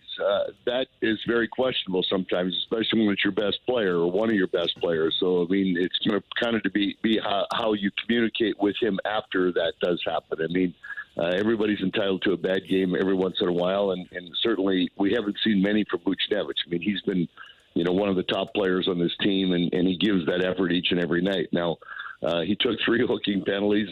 I guess a lot of times I think in the old days, those were called lazy penalties more than anything, but because you could hook. But now it's kind of wrong place, wrong time, and you get your hands up or the stick up into someone's hands, and all of a sudden it's a hooking penalty. So, you know, I just hope that Butch takes it in the right way and says, you know what, yeah, it can send a message to the whole team that, hey, even our best player, if he doesn't play up to the capabilities, that he's not going to play. But a lot of times I think that you have to make sure that Drew communicates with him and say, hey, I'm not holding you ransom for this. I'm holding you accountable for this, which you're not certainly going to sit every time you do something like this. So, you know, that's kind of the way I look at it. Bernie, Doug Armstrong said before the season that he hoped this team could finish 3rd in the division and be in the wild card race. And then when he made the coaching change, he said that it really wasn't about the wins and losses, but more about how it looked when they played and how they lost. So I kind of go into games like Tampa the other night, like the Panthers tonight, and I don't expect the Blues necessarily to win. I expect them to compete hard and try hard. I'd like to know, when you go into a game, what your expectation of this particular group of players is. Well, I kind of agree with what you're saying, is that, I mean, this team is not, on paper, what some of the other teams are, and certainly not what the Florida Panthers have. I mean, the Panthers are kind of a powerhouse from last year. They're still playing well. They're, 8 or 10 games above 500 right now. So, yes, I mean, I think you have to be realistic every time. Your job is to go out there and try to play as good as you can to try to win a game, and no matter who you're playing against. But when you're realistic, I mean, the sights are not that high. I mean, the expectations to be, battling for a wild card position in the league right now is what Doug Armstrong said, and the Blues really are there right now. I mean, they're at 500 right now. Only 2 games left before Christmas, and they were getting close to halfway. So they're still in the running for that. But, I mean, the players know as well. But, I mean, the players still, have something to prove, and you can beat anybody. I mean, it's the NHL. You get the top players in the league, and if you have a better game, if everybody has to put it this way, if everybody has their best game each and every night, the team that's the better team on paper is going to win, unless you get great goaltending. And we've seen that out of Bennington every once in a while. So, yes, this team can still compete, but I think you have to be realistic, too, in saying that they're going to have to battle for a wild card spot. They're not going to be a top 3 team in the division. I know that Justin Falk got a power play goal the other night, and so things at least are starting to trend in somewhat of a better direction than what it has been. It still is not completely there. Do you see maybe possibly some personnel changes coming to the power play? I would say that they're probably going to continue to experiment, but I always say, you still got to have your 5 best players or your 10 best players have got to be on your power play. So you get your first unit, your second unit. I think that we'll probably see, Brooke, is you might see some interchange between the first and the second unit. But I think the 10 guys that are there are probably there. I mean, it's surprising to see Sundqvist out there on the power play. They want a body to go to the front of the net and be that big guy that is net front presence. So you might see him change and get somebody else in there. But I think for the most part, you got your top guys on this team, the top forwards, the top defensemen, and you're going to see them interchanging and try to continue to get that power play going. I mean, they have scored a couple of goals now in the last couple of games. I mean, one was off a face-off, so you can't really count that as anything that was dynamic as far as moving the puck around. But they did move the puck around better the other night. They got a shot from the point that went through, and I just like to see them shoot more and get pucks to the net. I think we see what Tampa did the other night. Just throw the puck to the net, even if it's not on the power play. Get to the front of the net and score from those greasy areas, as we keep talking about it. But certainly the power play's got to be better if they're going to be successful, especially on the road. Bernie, as a player, when you're at this point of the season, you get a couple of days off. What's more important? I was asking Robert Thomas this yesterday. What's more important? Is it the mental rest or the physical rest? Just getting away from everything, or just really taking care of your body to be prepared to continue to go on for the second half of the season?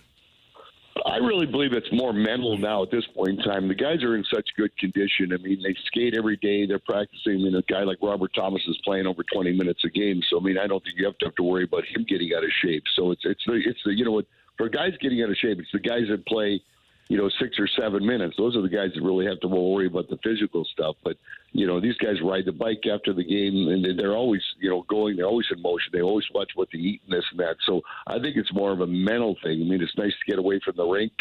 And you know what? With the new collective bargaining agreement, I mean, the guys get days off. There's mandatory days off. I mean, they didn't, they're not going to skate this morning. I mean, they had Sunday off. So there's lots of days off. So it's one of those things that I think it's more than anything else. I mean, if you got to plan your days off to know that you can just get away, whether you're going to be with your family or you're going to go fishing or what are you going to do? I mean, or go golfing, something to get away. And I think you'll take your mind off the game. I think that's the most important thing.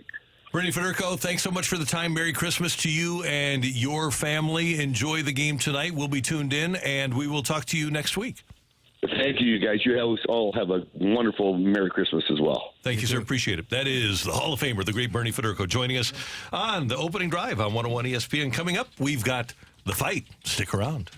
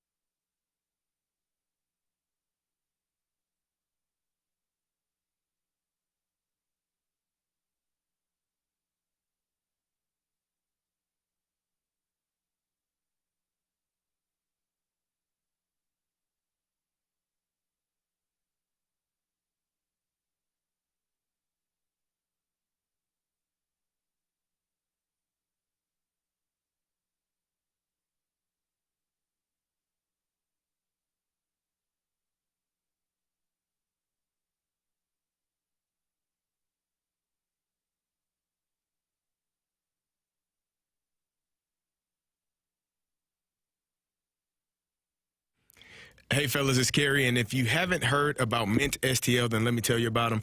If you're a man that is waking up in the middle of the night frequently to go urinate, maybe you feel like you need to go, but you can't quite go, then you need to contact the Midwest Institute for Non-Surgical Therapy. You could be suffering from benign prostatic hyperplasia, or BPH, also known as an enlarged prostate. We understand getting up and not being able to go can be extremely frustrating, but Dr. Akinwande at Mint STL has the solution, and that solution is called prostate artery embolization, or PAE. It's a groundbreaking, minimally invasive procedure that treats BPH. There are lower risk of complications, no hospital stay, no suture, scarring, or general anesthesia, and relief from from uncomfortable prostatic symptoms. And then you will be back to normal, feeling normal, and resuming normal activities within a few days. If you need to reach out to him, get this done. It's covered by most insurances. They can be reached out at mintstl.com. That's MINTLSTL.com. MINTSTL.com. And tell them Carey sent you.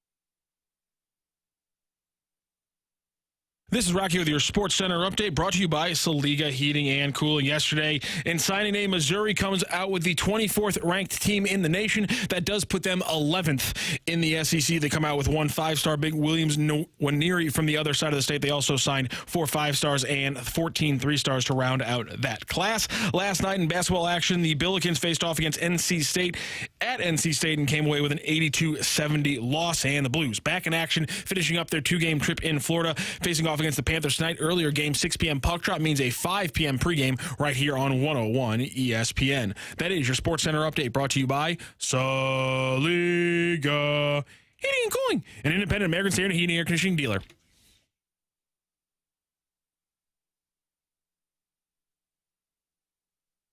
Welcome to the fight. In the red corner, Average Joe Listener.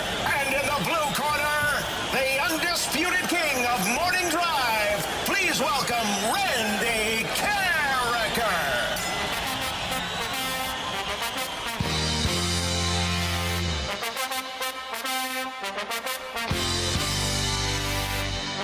Welcome back to the opening drive. I'm Carey Davis, joined by Brooke Grimsley, and it is time for the fight. And our fighter today is Tony. Tony, how you doing? I am well. Merry Christmas. Merry Christmas. Happy New Year. Die Hard is a Christmas movie. All right, Tony, here we go. Who is the youngest head coach in NFL history to win a Super Bowl? Is it Mike Tomlin, John Harbaugh, or Sean McVay? Sean McVay. Happy birthday to 1982 World Series champion Lonnie Smith. Smith won 3 World Series with 3 different teams, the Cardinals, the Royals, and which other team? Was it the Orioles, the Braves, or the Phillies? I will go with the Orioles. Who is the all-time leading scorer in Missouri basketball history? Doug Smith, Derek Chivas, or Anthony Pillar? Could you repeat the options? Doug Smith, Derek Chivas, or Anthony Peeler? I don't even know the first 2 guys. I'll take the second choice. The second one? Okay. Yes, sir. All right. Illinois dominated the Braggin Rights game in the Sorry, what did you say? ILL. Oh, INI? Thank you. There you go. Hey. I'll do it because it's your last day on here. And, all right, that was painful. Anyways, Illinois dominated the Braggin Rights game in the 2000s, winning how many games straight? Was it 8, 9, or 10? Ooh, that's ugly. I'll go 8. I did not go to many of those games, thankfully. We're going to double check our score. We're going to bring in Randy Carricker. I was at a few of them. Hey, but Mizzou, just for Rock's sake, has dominated in the last 5 years, winning 4 out of the last 5. Wow. Well, you know, good I guess that's good. Here comes Randy. Man, what is that? You got bells on your shirt? Yeah, he does. Look at it. I didn't hear it. I didn't know. You didn't hear some of the jingles earlier? Yeah. There you go. Merry Christmas. YouTube. All right. That's why we have the YouTube kids. There you go. Randy, say hello to Tony. Let me put my headphones on, and I will say hi to Tony. Hi, Tony. How you doing? Good morning, Randy. Merry Christmas. Merry Christmas to you. Thanks for listening. Thanks for playing. All right, Randy, you ready? I guess I'm ready. All right. Who is the youngest head coach in NFL history to win a Super Bowl?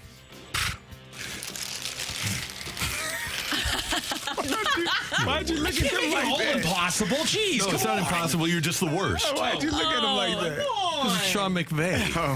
What's wrong with Sean McVay? It's the L.A. Blank and Rams. Oh, man. The way that you looked at him. The devil. Thank you. Anyways, I don't have any sympathy for the devil. There we go. You ready for question 2? I'm ready. Okay. Happy birthday to 1982 World Series champ Lonnie Smith. Smith won 3 World Series with 3 different teams: the Cardinals, the Royals, and which other team? I believe Brooke. He has me to thank for his cap still being around. By the way, he's had some health problems. I love Lonnie. Lonnie, good guy. Lonnie was a member of the 1980 Philadelphia Phillies squad that beat Kansas City in the World Series. I'm going to say he was a member of the Philadelphia Phillies. Man, was he a good player. All right, Randy, who is the all-time leading scorer in Missouri basketball history? University of Missouri. Are we going points or points per game? Total points. Band-Aid. Derek Chivas. My guy. You know, he wore a Band-Aid on his face. Like Nelly? Thus the nickname Band-Aid. Yeah, I think Nelly got it from him. Really? Based on the timelines, I think it would be Nelly did Nelly it like got it after him? Nelly did it like Derek did. Yeah, right. Yeah. I think Nelly got it from Chivas. Yeah. Wow. Very cool. So now you know via radio. At least we think. Not a fact. Nelly, call in. We'll double check that. We'll do some journalism. Mm-hmm. Illinois dominated the Braggin Rights game in the 2000s, winning how many games straight? 2000s. This would have been, oh my. This would have been like 2000 to 2010? Yes. So this would have been the Quinn Snyder era when he got popcorn thrown on him. Yeah. Not the era. Well, he said it. I was just reiterating. So Calipari wanted the job, and Bill Self was in the building, and wanted the Mizzou job. And they wind up with Quinn Snyder. Not great. I'm going to say that He's a good during... basketball coach. Huh? He's a good basketball coach. Yeah, he was. 20 years later. Yeah. Evidently a really good... No, basketball coach. There you go.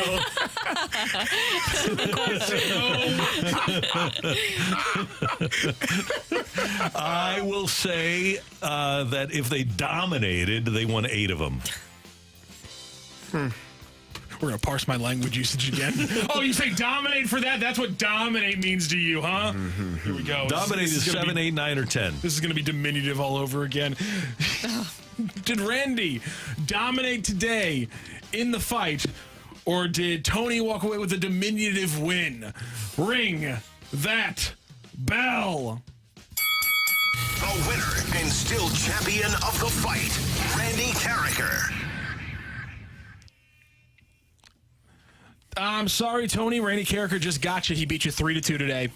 Oh, that's all right, man. I enjoy you guys every morning. Thank you for what you do. Tony. Thank you. Merry Christmas to you. Amen to that. And let's go through the questions. Who is the youngest head coach in NFL history to win a Super Bowl? It was Carey's guy, Mike Tomlin, but then he was passed up by the heir to the evil empire, Sean McVay of the Los Angeles. We'll stop there.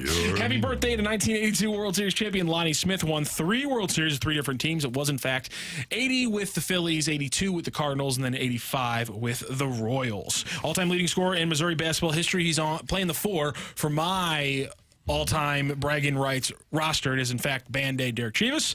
And Illinois dominated the Braggin Rights game in the 2000s, winning how many games straight? From 2000 to 2008, they ripped off 9 straight victories. That is the longest streak for any club in the Bragging Rights history. Of course, this is going to be edition 54 coming up tomorrow. The Fighting Illini leading. I was going to say it without you prodding me, man. I didn't get a 33 to 20. Okay. I mean, I was going to say it. I just wanted to know, man. I'm sorry. All right, now we're going to talk about a winning football program. Illinois winning other big basketball games in St. Louis in that time. They won a Final Four game, right? Oh, yeah, we did. Well, yeah. Yep. Beat Arizona. A Final Four game. We won. That was a great game. That was a great game. We beat Arizona. I was at both of those games. It was heartbreaking. And what happened? We lost it to North Carolina by 5. We don't talk they cheated. About that. Sean May, they didn't even have to go to class, Rocc. They tried. They didn't really have to go to class. Like you have an advantage when all you can do and all you're doing is basketball. They had an advantage. Darren Williams, 4-year starter at Illinois. Darren, I don't know, did he 3 or 4? You know how, and we got to go here because Kirby Moore is going to join us in a moment. But we joke about, that person took basket weaving in college. North Carolina literally had a basket weaving class. Literally. Yeah. That's amazing. Wow. I To never major heard in of that. Can you major in it? I want to tell you one of the classes I took. Well, when and you had already probably graduated, right? When Liner graduated from USC and played his last year of eligibility, he took a ballroom dancing class. That was the only class he took. Wow. Yeah, pretty good. Coming up, a guy that deserves a ton of credit for the emergence of the Missouri football offense, Kirby Moore, joins us next on this day after National Letter of Intent Day here on 101 ESPN.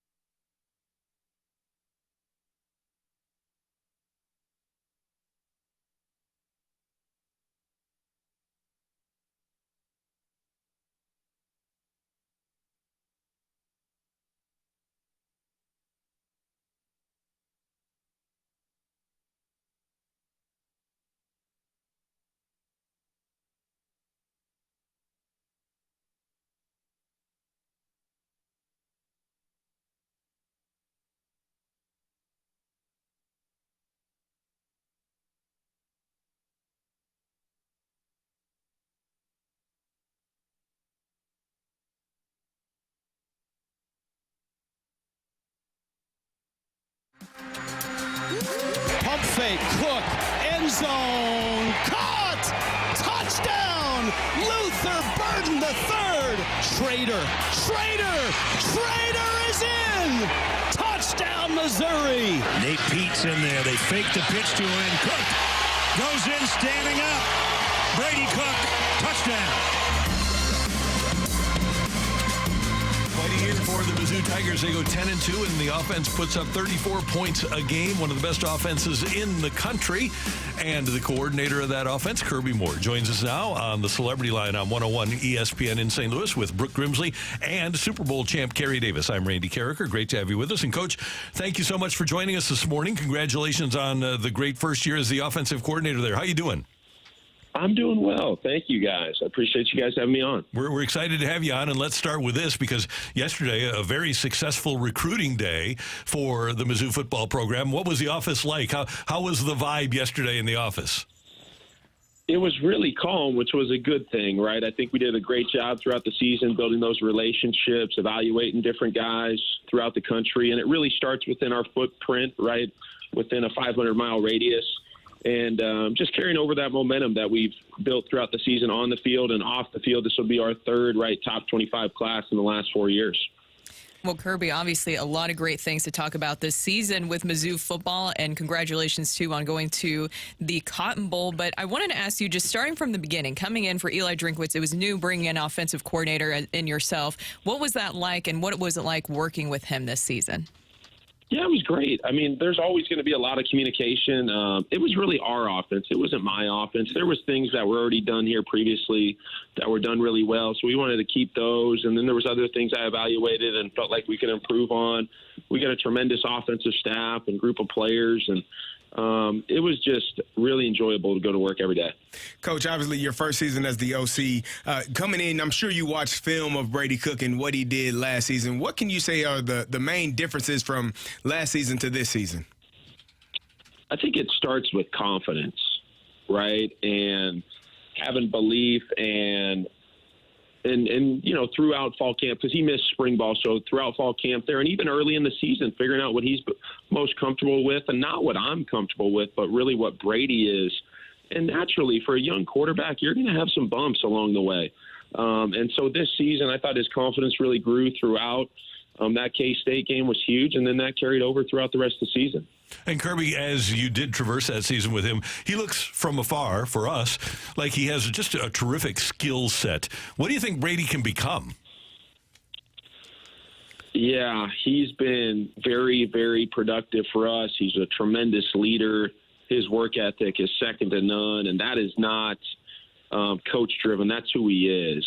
So I'm just very thankful to work with him every day, and a number of other guys within our offense. You look at our offense, and it starts in St. Louis, right? Brady Cook, Cody Schrader, Luther Burden, Mookie Cooper, and all those guys have been huge this whole season. Yeah, I was going to ask you about Cody Schrader. He really has been one of the best stories in all of college football, and also just a huge success this year. What have you seen from him? Him and Brady are attached to the hip, right? So they live together. They're in the training room together, right? We play a night game on Saturday night versus Florida. I'm in the office at 9 on Sunday. Those guys are already down there getting treatment, right? And getting ready for the Arkansas game. And that's easy to do, and that's easy not to do. So for them, they just have a tremendous head on their shoulders. Cody works, and it's shown up throughout the whole season. Coach, obviously the landscape of college football has changed so much here in the last 5 to 10 years. Yesterday was signing day, and you'll have another one in February for other schools. But what is the hardest part of your job right now? Is it recruiting kids, keeping your own kids, managing the transfer portal? What would you say is the hardest part of that job? Yeah, I think it's a combination. There's just a lot happening at once, right? And so there is the retention piece, which is huge, right? Retaining your current roster and building, right, creating some momentum there going into the next season, evaluating the high school guys, which has really started throughout the whole offseason in the spring there, June with visits. And then naturally there's going to be some guys that pop into the portal that fit us. I don't think we want to live in the portal, but I think there's guys who we think really fit Mizzou And so we want to explore those opportunities. Mizzou offensive coordinator Kirby Moore with us on 101 ESPN. And Kirby, we talk all the time about the guys that you mentioned, Kirby and or Cooper and Burden and obviously Brady and the whole gang. But we don't mention the names of the offensive linemen much, and they really haven't changed a lot. Why did that offensive line ascend as much as it did in 2023? Yeah, I think it starts inside. Connor Tollison really, really improved this year. He and same with Brady, right? You're playing as a redshirt freshman at center in the SEC. You're going to have some bumps. His confidence grew. I think his relationship with Brandon Jones, our offensive line coach, has been really, really good. They work well together. He was a center in college. And the one drive that sticks out to me, right? I know Florida, the 2-minute drive. Brady makes a bunch of throws, big catches. The one thing that no one talks about is the offensive line. And part of that's because we got no pressure, right? And that was huge. Them communicating, defense knows we're throwing the football.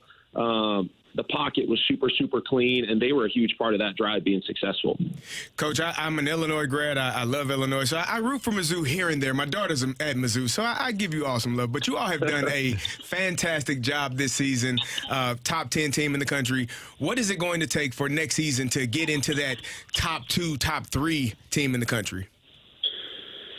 Yeah, I think it's day to day, week to week. I think that's more our mindset. I'm not big picture thinking. Again, we just talked about retaining the current guys on our roster, obviously building here through the high school and the portal, and then chemistry without the team, and that'll start right when we get back from the bowl game. And it's back to square one, right? Spring ball, and then we have our summer access and fall camp, and it's going to be a new team. But I'm really looking forward to working with those guys. How important is it to win this bowl game against Ohio State? It's very important. It's a great opportunity for us, and you don't get many of these. And obviously, being down there in the state of Texas, and Missouri has a great history of recruiting in Texas, but you also have, you're the only game in town that night on December 29th. Every football player in the country is going to be watching you guys, and I know you guys want to make it look good. In addition to winning the game, is it going to be any different, or are you just going to play, and you don't have to give us a game plan, but are you changing? You can give us a game plan, Coach. We won't tell anybody. But as you got a full month rather than a week to prepare. Yeah. I mean, we're going to do what our guys do well. We're going to have a couple of wrinkles, no doubt about it. We've had some huge signees in Texas. You look even at this class, right? Kewan Lacey, the running back, number 6 in the country from Lancaster, and we were going against a couple of blue bloods there, which was a huge get, right, for Coach Looper. The game itself, STP has been the motto, and I think you guys have heard this, and our big push with our guys is this sucker's showtime, right? You take off the P, it is showtime. It's 7:30 Friday night.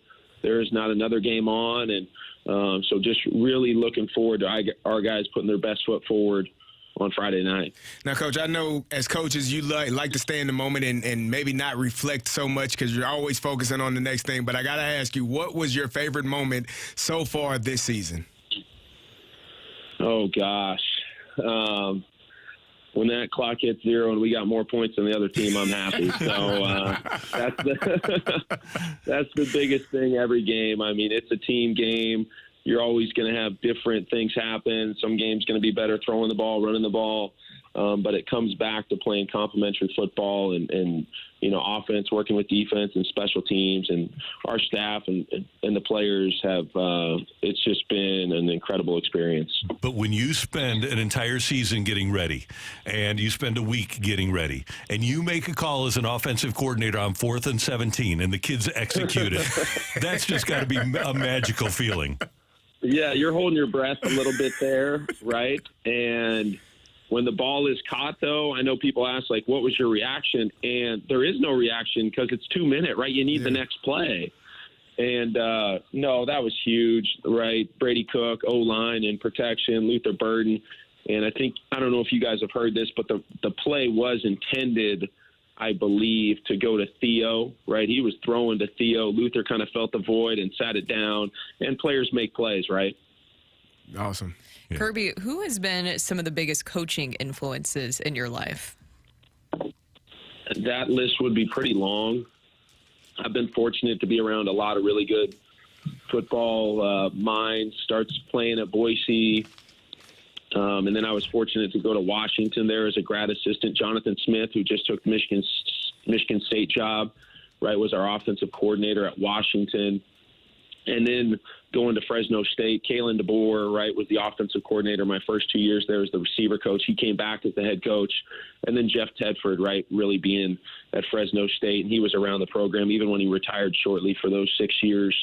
So I like to say Coach Tedford forgot more football than I know. But every day he would drop new things and we'd talk, have different discussions. And that's really benefited me throughout my career. And your father coaches, correct? Yeah, he's here right now, and naturally the conversation goes that way. And he'll come to practices, and he'll be down there at the Cotton Bowl at practice and seeing things and evaluating things, and I love having him around. That's cool. And what about Kellen? Kellen's still working right now, but your brother. But talk about a coaching family. That's pretty cool. No, it is. We grew up, and you said it. My dad was a high school coach for a long time. That was, I think, 1986. He got the job, was there till about 2010. And you grow up, you're T-boy, ball boy. That was the big time, right? I didn't necessarily – I would go to college practices, but the big time was Prosser High School in Prosser, Washington. And we lived through those moments, and it was just a great upbringing, and was fortunate to get into coaching, when I got done playing. Well, you've done a magnificent job at Missouri. We thank you for your hard work in Columbia. We thank you for joining us. Merry Christmas to you and yours, and good luck down in Arlington against Ohio State next week. Thank you, guys. Appreciate you guys having me on. Happy holidays. You too, Coach. Thank you. Kirby Moore, the offensive coordinator at Mizzou, here on 101 ESPN. Coming up next, we are going to talk a little bragging rights with the athletic director at the University of Illinois, Josh Whitman, next on 101 ESPN.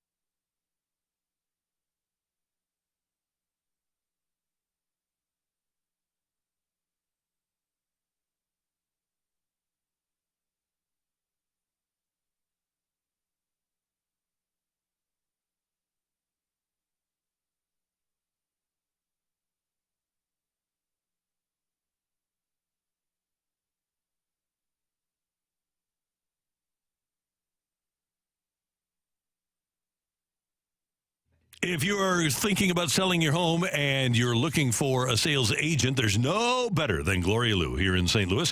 Gloria, with Your Home Sold Guaranteed Realty, is the best, and here's why you should call her. Because of that name. Her name is her promise and says it all. Your Home Sold Guaranteed Realty. Gloria's mastered the home selling promise by guaranteeing upfront and in writing to sell your home at your agreed-to price and time frame, or she'll buy it herself, and that's guaranteed. Gloria has solutions for every type of home seller. For sellers who want a fast sale with no hassles, well, Gloria's 24-hour cash offer solution is a great option to consider. No showings, no costly repairs, and you pick the closing date. You always get the highest cash offer bid from Gloria's database of buyers in what she calls her cash offer bid box. If during this holiday season you folks have the discussion about selling your home and decide to do it, call Gloria Lou at 314-325-6888, 314-325-6888, or just visit her on the web, a great website, GloriaHasTheBuyers.com. Gloria Lou at GloriaHasTheBuyers.com.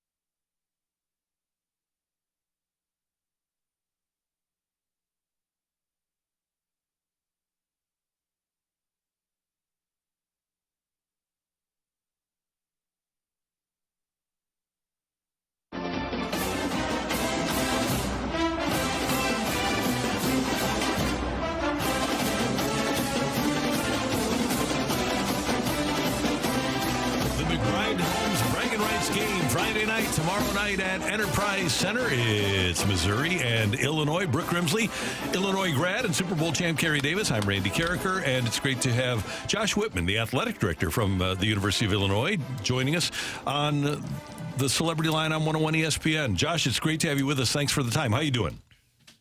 I'm doing great. Thanks for having me on. Whit, thank you for joining us. Whit, my former teammate and very good friend, doing a great job, brother. We greatly appreciate you. So I told you we had Desiree Francis, Reed Francois on last week, and she was kind of heckling me a little bit about this Missouri-Illinois rivalry. You are an Illinois grad, and we understand what it means to wear the orange and blue. Just how important is it for St. Louis, for Illinois to be here in St. Louis for these events today and tomorrow? Well, I'm going to have to take that up with Desiree, but I Thank think, you, sir. Thank you. I think our presence in St. Louis is critical. It's obviously a really important region for us for a long, long time in a lot of our sports programs. But we've brought a lot of great players from the St. Louis area up to Champaign, including you, Carey, of course, and just to have the chance to get down into this part of the country and bring both football and basketball players up to the University of Illinois to wear the orange and blue. It's been a long-standing tradition of ours, and to have success in this game and to really kind of flex our muscles here in the St. Louis region is something that's obviously important to us, and we always look forward to this game.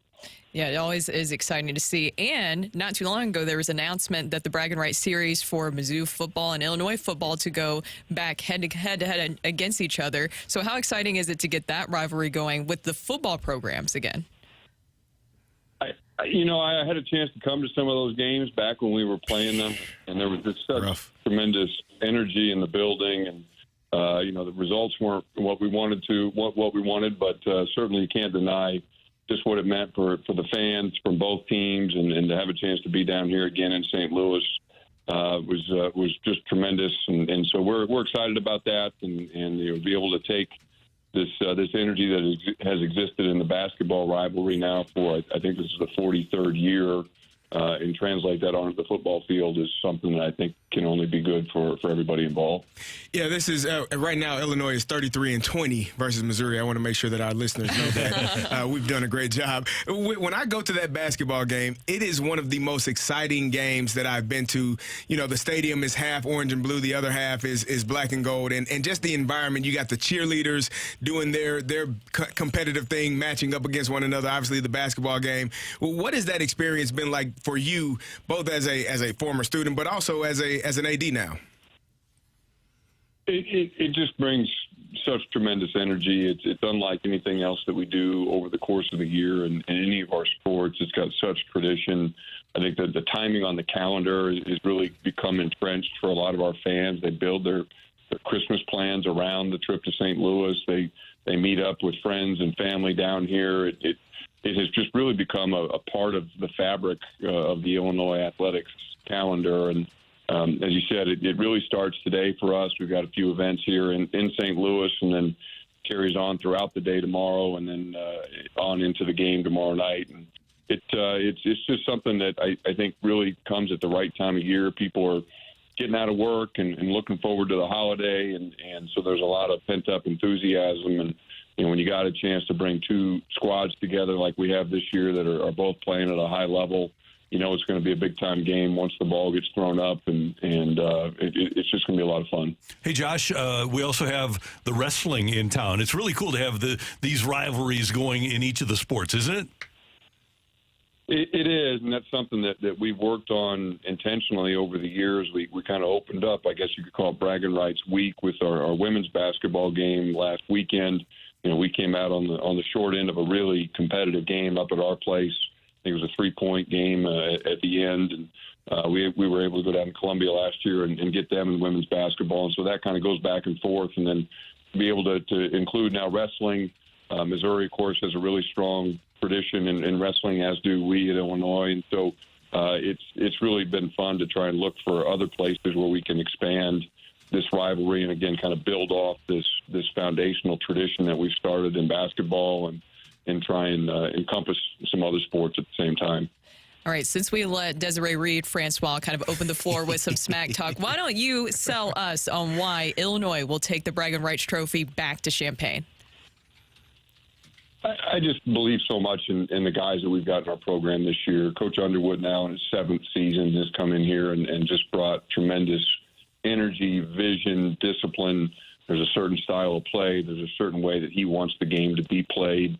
He expects a certain level of intensity and energy from our guys. He's relentless in his demand for that kind of play on the court. And we've got a great group here. We got an old group, bunch of guys who have come together with a shared vision for what they want to accomplish this year. They're unselfish in the way they play the game. There's not a lot of infighting about minutes or shots, and that's something that I think is the hallmark of a good team. We've been through a pretty exciting stretch here over the last 10 or 14 days. We've played some high-level games, had a chance to play in Madison Square Garden against a top 15 Florida Atlantic team, greatest arena in the world, as they say, and to come out with a big win and then go to town to Tennessee and weren't able to get the win, but to play in front of a really hostile crowd and a big atmosphere. So we're a battle-tested group, and again, I think they've got great awareness about them. They've got a great calmness, great competitiveness, and really, I think, clear-eyed on what their objectives are this season. And with Coach Underwood's leadership and a lot of the senior leadership on this team, I really feel confident about where we're headed, and certainly we think that this game, as we head into the holiday break, can be a springboard to even greater things to come as we begin to transition toward the conference schedule here with the start of the new year. Well, Josh, I expect it to be a great game tomorrow between Missouri and Illinois, with Illinois being the victors. Earlier today, we had to put together an all-time Illini versus an all-time Mizzou team, and you will be proud of me. Illinois smoked them. Just wanted to give you that heads up. I appreciate that. Tell me, so who'd you have on the all-time Illini team? So I did. I had D. Brown and Darren Williams. I had Nick Anderson, and we got 8 players. Nick Anderson and Kendall Gill. I had Brian Cook. I had Kofi Cockburn. He was my center. And then I had Deion Thomas, and I had Kejuan Garris. Those were my 8. So just for the record, so you're not including Io DeSuma, who's currently we got so many. Pretty big time player for the Chicago Bulls. You're still leaving off Frank Williams. Yes. You don't have Terrence Shannon, who's an All-American. I'm just saying, it's so many. Yes. I'm not criticizing your picks. I'm just telling you, we can go 12, 15. We can do this all day. That's what I tried to tell these guys. Do it all day. Hey, Josh, before we let you go, I can only imagine the logistics that you're working with the Pac-12 teams that are joining the Big Ten next year. Is there a lot of time that you're spending now on those things, on travel and on just building a new schedule and a new way of life for a new Big Ten? It certainly is a big focal point for all of us on our staff and on staffs across the conference, including at the conference office. Really excited about the addition of the new schools, tremendous traditions in athletics, great academic reputations, alignment around values and the approach to higher education and athletics. But it does, as you mentioned, it certainly brings some new logistical challenges that we're embracing. It's a great opportunity for our student athletes in all of our sports to compete against the best in the country. And we believe firmly that people who raise their hand and want to come compete in the Big Ten Conference, they want to come wear the orange and blue at the University of Illinois, they're doing that because they want to compete against the best. They want to prove that they can be the best. And the water got deeper. And we bring in those 4 schools from the West Coast, tremendous athletic programs. And it's going to be a great test for us, a great opportunity for us at the University of Illinois to continue to prove our mettle against the best that are out there. And so it's an exciting time to be a part of the Big Ten Conference. It's a great time to be a Fighting Illini, and we got a lot of people doing a lot of great work as we prepare for that transition. But we think it's going to be just a tremendously enjoyable and exciting time in Big Ten athletics and certainly at the University of Illinois. Now, Whit, I'm obviously in, I guess, SEC country here in Missouri. We deal with a lot of SEC people. Brooke is a Tennessee girl. I hear all the time that it just means more in the SEC. Can you tell these fine folks here why the Big Ten is the leader in sports and academia? We're the national conference at this point. You look at the footprint that we've been able to develop, the brands we've been able to put together. If you think about what the expanded CFP would have looked like this year with the addition of those 4 West Coast schools, I mean, it's the opportunity for us to bring the most powerful brands in college athletics under one roof. Again, and then you mix in the academic reputations of these institutions, the geographic regions that they represent, the alumni bases. You know, these schools are huge. The University of Illinois now has 57,000 students, and that's on par with almost every other school now in the Big Ten Conference. And so the alumni bases are gigantic. They're passionate. It's a great time to be a part of the Big Ten Conference, to spread from coast to coast. And we're really looking forward to what we're going to be able to accomplish, not just in football and basketball, but across the board in all of our sports as we move into this new era. Josh, thanks so much for your time. Happy holidays. Good luck tomorrow night, and hopefully we'll see you over at Enterprise Center. Thanks so much for the opportunity. Look forward to it, and thanks for the coverage. Talk to you soon. CD, take care of yourself, man. Appreciate you, brother.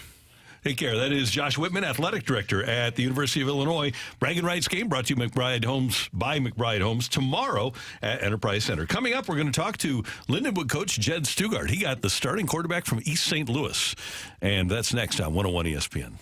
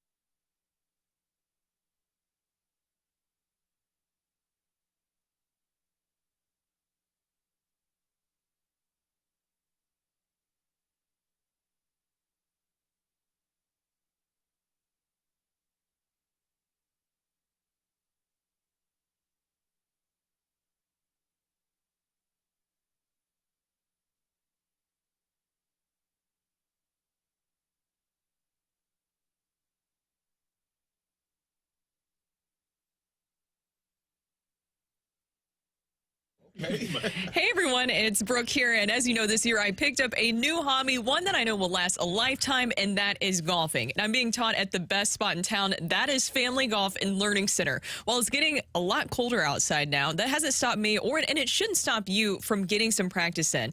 Family Golf and Learning Center is St. Louis's warmest driving range all winter long. They have 30 covered and heated bays, 3 indoor TrackMan, and you can warm up your belly with some delicious food and drinks from their back 9 restaurant. CD's so excited about this. He's already taking notes for it right now. And also, if you have some last-minute holiday shopping, you need to go to Family Golf and Learning Center. They have the perfect gifts for the golfer in your life, including a club fitting sale. They're offering a free fitting with the purchase of $300 or more. Gift cards are also available for this holiday season. So for more information about Family Golf and Learning Center, go to familygolfonline.com. Learn, practice, play your best golf.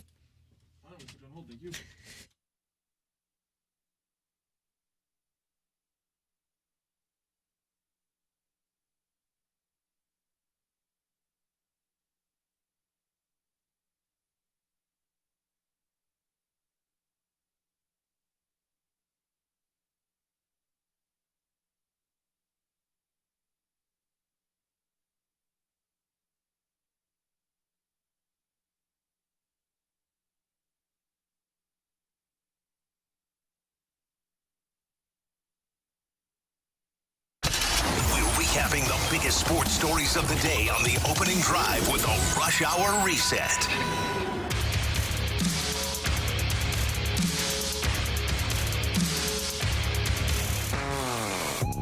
It was a terrific signing day for Lindenwood University, St. Louis's Division I football team. Jed Stugart, the head coach of the Lions, is with Brooke and Carey and Randy right now on the Celebrity Line on 101 ESPN. Jed, always good to talk to you, and congratulations on a successful recruiting period. How you doing?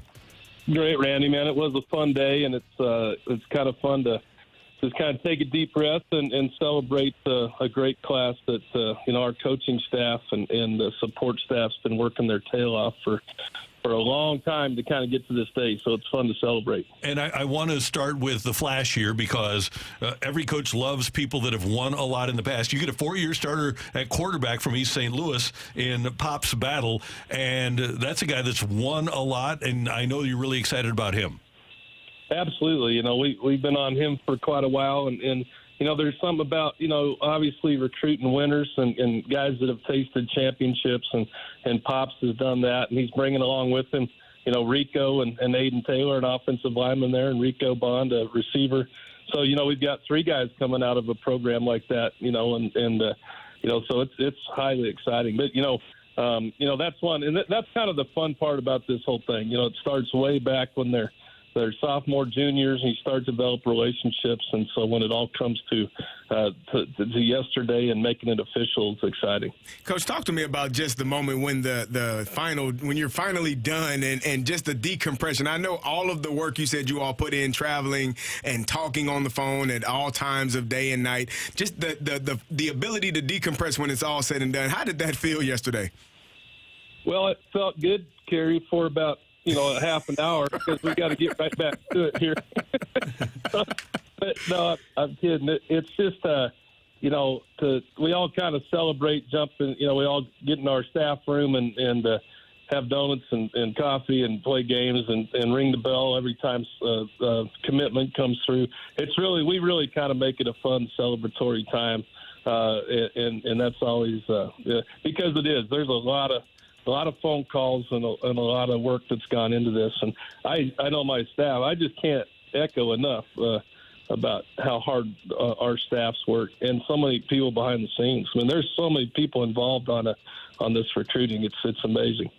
And just what you were saying there, you get to breathe just for a second, kind of talk about what your day is like, just going through all this. Even when the season's done, it seems like the work just never stops. No, because you have to be in constant communication, and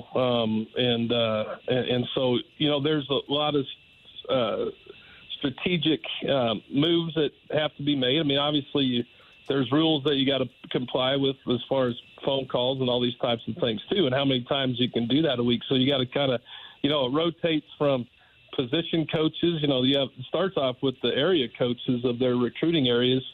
And then, then you'll switch off. Some weeks you'll have the position coach call. Some weeks they give me a big long list, and I'm the one that's making the calls. There's so many times because we want to try to build relationships with these guys. And so, a lot of people, it is funny. I think you guys kind of get this, but, I'll run into people a lot after the season, and they're like, well, I guess you could finally take a deep breath now that the season's over. I'm like, no, this is actually in the season. So usually we get to take a deep breath during the season, getting ready for recruiting. Hey, Jed, a couple more things. Number one, of your 17, 7 are offensive and defensive linemen. Is that player, the offensive and defensive lineman, significantly different than the one that you were recruiting a couple of years ago before you were in D1? They really are. I mean, I think the reality is that, the trenches, the size, the physicality in the trenches, I think depth is key. That's one thing that we really, hurt us a lot this year. We end up with 23 surgeries, after this season. And so, we had a lot of injuries and that's common. Everybody has injuries, but, this is the most I've ever seen. And, so depth is, I think that we already know depth is always an issue, but I think this really highlighted that.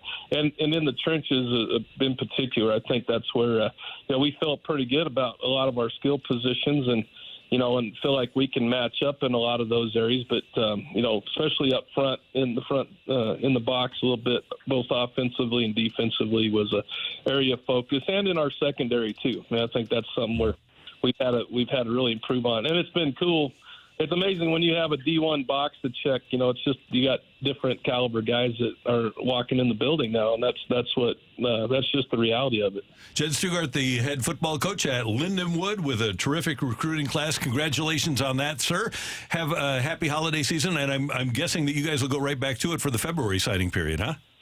Absolutely. We'll get back for Christmas. We get to take a break. We're kind of in a dead period anyway, where you can't recruit, but we still got a few to tie up before we start this next semester, out of the portal and stuff. That's part of it. And then get ready for spring. So we're still tying up a couple loose ends, but we're going to get a little break. And then we still got another signing period that we need to add a few.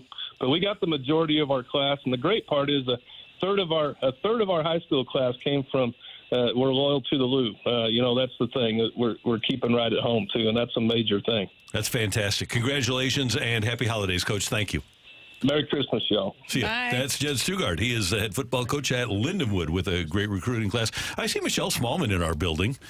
She is all the way from the Big Apple. Yeah, she's. We need to get her in here just to say hi. Let's see if she's busy. Okay, there she is. We're waving her in. Matthew's going to give her a microphone. Are we on? Yeah, we're live. Yeah. We're live right now.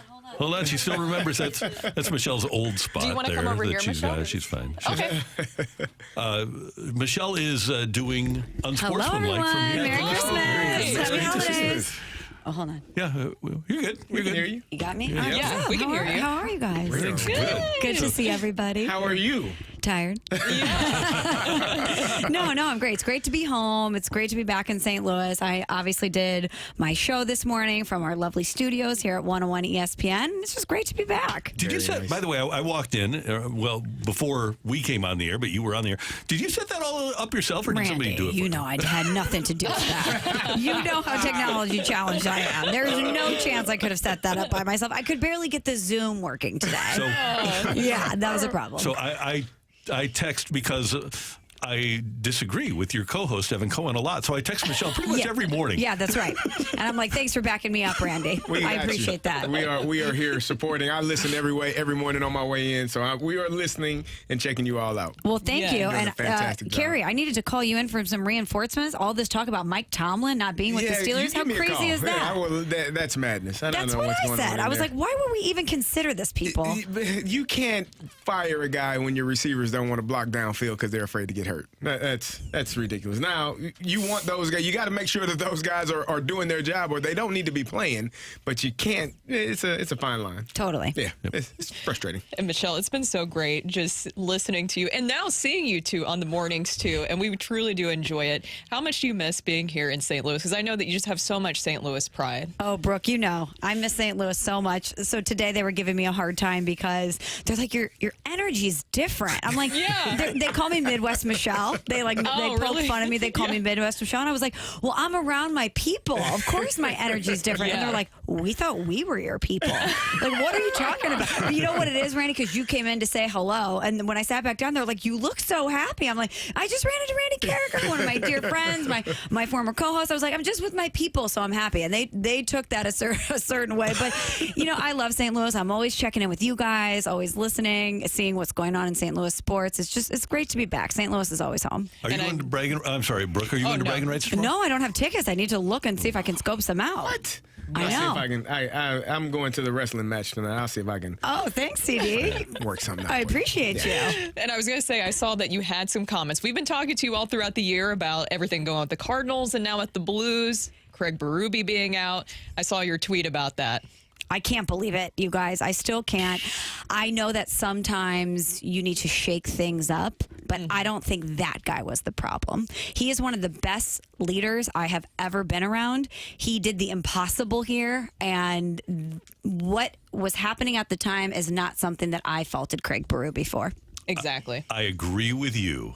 but very rarely do you get a chance to have Stanley Tucci behind your bench.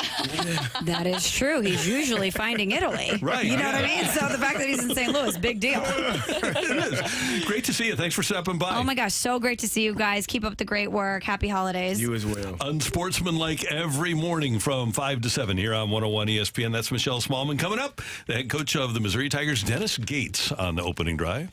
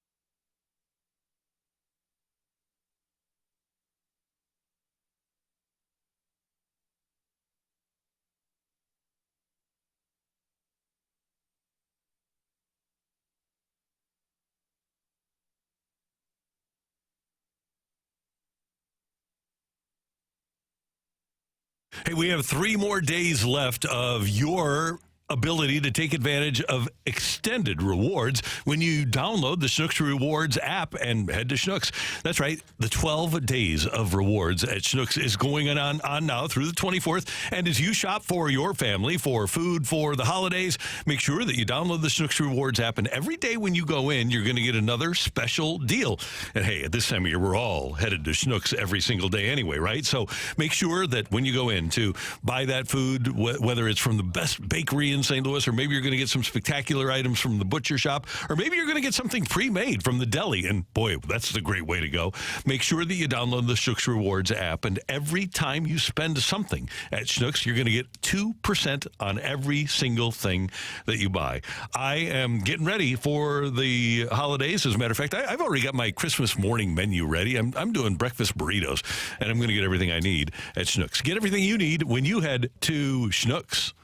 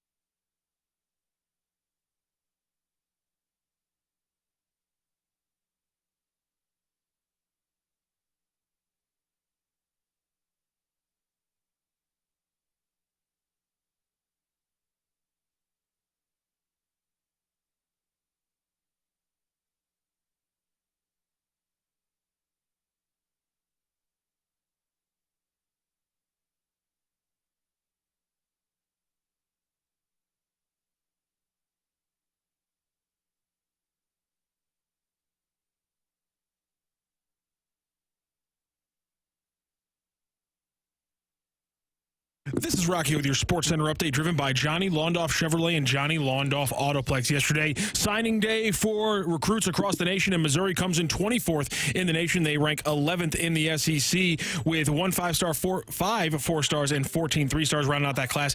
The Fighting Illini come in at 43rd in the nation.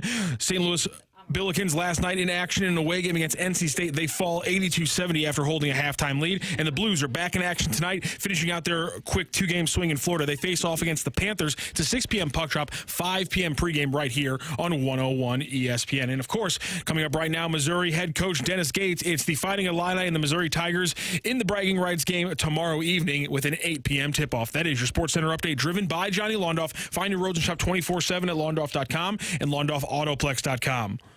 Are you kidding me?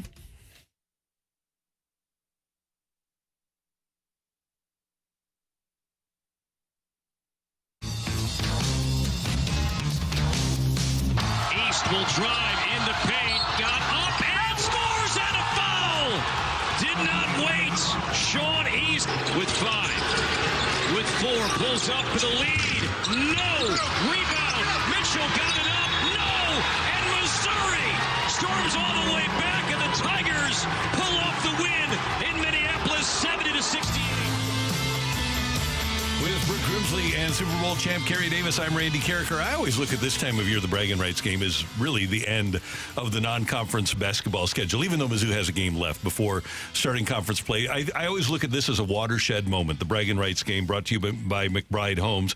And the great coach of the University of Missouri Tigers, Dennis Gates, joins us now on 101 ESPN. Coach, good morning. How you doing? How you all doing? Thanks for having me on. Obviously, talking all things Mizzou basketball. We love it. How do you feel about where you are? I just mentioned what I think of this game, and so I kind of look at it as a delineation point. So with that being the case, how do you feel about where you are right now? I'm excited. You look at where we are as it relates to a schedule. What we did was try to increase our opponents. Obviously, Memphis. You look at Kansas, you look at Seton Hall and what they've done. Jackson State, I believe, can win their conference and be an NCAA tournament team. So we wanted to up the competition and prepare our guys for a conference schedule. And obviously, being this next game against a nationally ranked Illinois team in the Braggin Rights game is very important for us. And obviously, it's a part of our tradition. Coach, talk to me about the Braggin Rights game. Your second year being a part of it. What does it mean to the University of Missouri and to be here in St. Louis to play these games? I think it's very important. It adds to the history of our basketball program, but more importantly, it reconnects our alumni with our current team. It also continues to galvanize our name in this state as it relates to, not just St. Louis, but Kansas City and all other corners in the state. You have to understand recruiting. It takes every day momentum to be able to do it, and I truly believe this game is one of college basketball's greatest rivals, and it's going to be electric in the building. I know that. It's always fun, and I like to, ever since that I've been able to cover the Braggin Rights game, you never know what to expect. Even if coming in that maybe the prediction would be that Illinois would come out on top, CD over here, I know that you're hearing that, or that Mizzou will. You just never know what to expect in the game, but Mizzou has been dominant in the last 5 years, winning the last 4. Have you talked to some of the guys, the newer guys that you have coming in, about the significance of this game and how records really don't matter going in? Well, their teammates have started that conversation early in the summer when the guys kind of try to figure out who we're playing. And they talk about those constant games that we have. And obviously it's Kansas, obviously it's Illinois. And the rival in the Braggin Rights game, and obviously last year's success in it. And then it goes into our season once we start preparing. And now as we start to focus on our next opponent, which is Illinois, as coaches, we kind of talk about that Braggin Rights history, tradition, and obviously how ultimately records play no part of it. Records play no part in the outcome, and it's just going to be an unbelievable atmosphere with competition and some great players. Now, Coach, obviously it's important for the young men, but you are a man that grew up in Chicago, Illinois, so I'm sure you got some U of I family members and friends that have been talking to you this week. What is that like for you to be going up against the University of Illinois? Well, I'll tell you one thing. Some of my best friends have graduated from University of Illinois, and the history and love, this is the only day that they'll put their degree to the side and cheer for their best friend, so to speak. So I'll tell you that much. Obviously, just being a border to the state of Illinois and me being from there, I have family, friends, loved ones, but, blood runs deep, love runs deep. And I know they'll be cheering for Mizzou Tigers, and then just one day out of the year. But also, this will be their opportunity to reconnect with their alumni as well, as most of them will be at the game. Coach Gates, one of the things, maybe the main thing that coaches like to do is have players ascend, and you've got a relatively young group. Who should we keep an eye on, not only tomorrow night, but as this season continues? Who do you see ascending in the first 11 games so far? Well, right now, we've had to reset several times due to our injuries. As soon as we get as comfortable into a rotation, we've had some things happen that's part of the game. And whether it's guys being able to play a full season or not, or having injuries here and there that takes them out, we've had to adjust. So right now, consistently, I would say our top three guys, Sean East, Nick Honor, Noah Carter, have done a tremendous job. What I'm looking for is, you look at Connor Vanover, who is a seasoned guy. You look at freshman Anthony Robinson, Tamar Bates, who is a Big Ten guy, transfer from Indiana, Aiden Shaw, John Tonje. We want these guys to be able to come in, be prepared to play, but more importantly, start to get into a rhythm where their success can be seen and consistent effort can be seen. And that's what I'm looking for at the most as this season continues to unfold. Coach, what is the energy like right now around Mizzou athletics? You have Mizzou football, obviously a great season, everything that you're building up at the program. What is the energy like around there?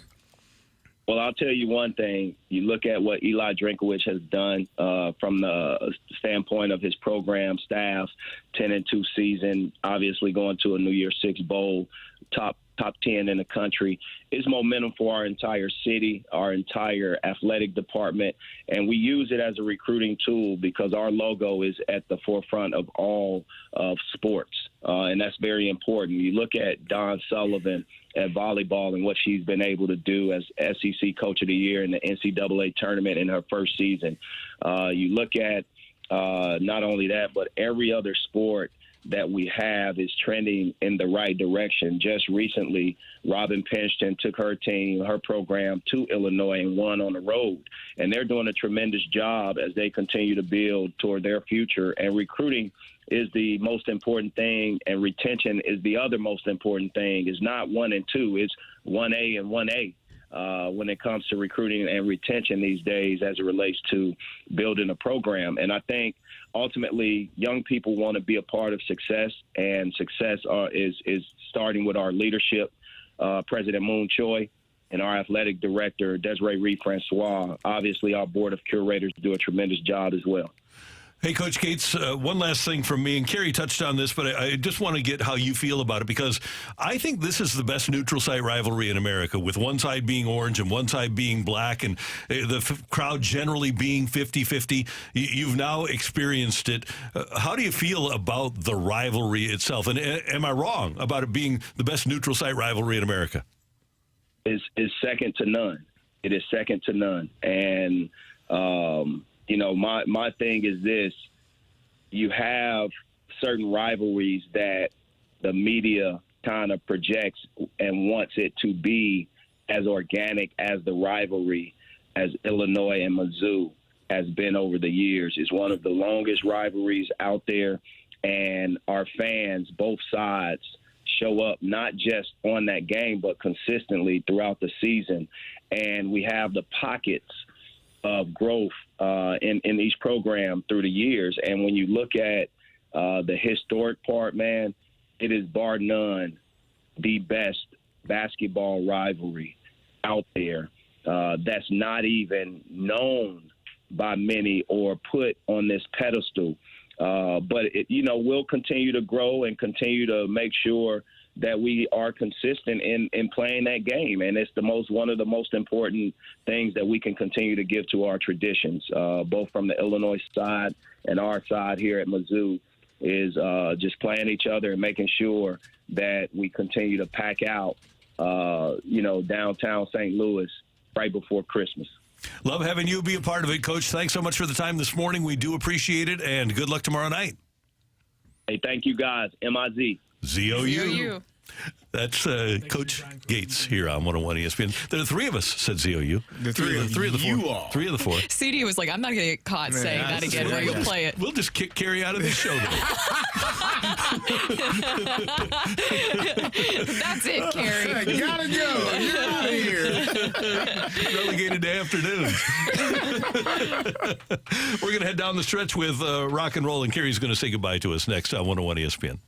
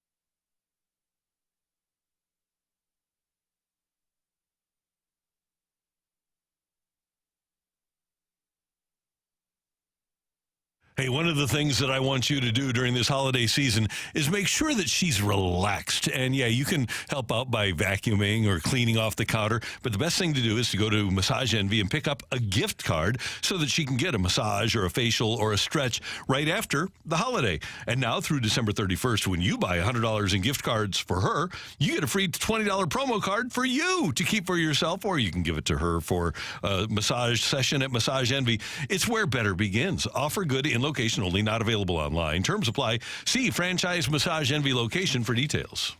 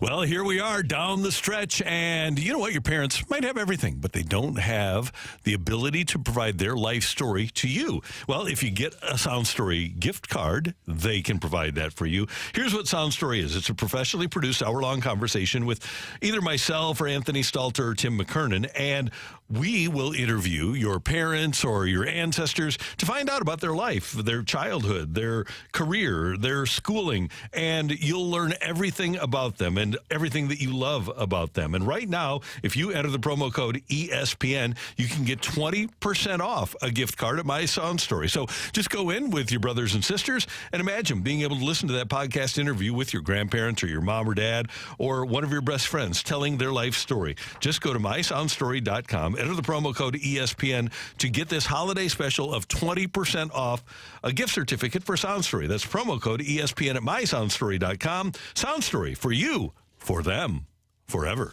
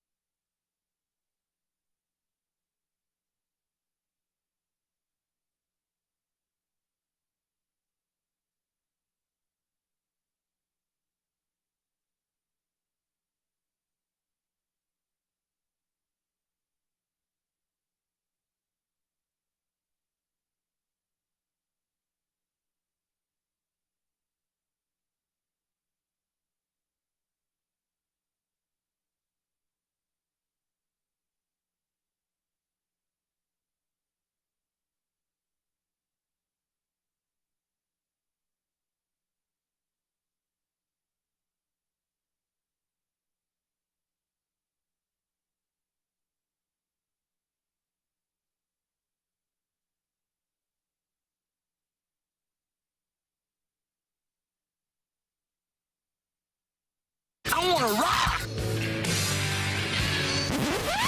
End roll.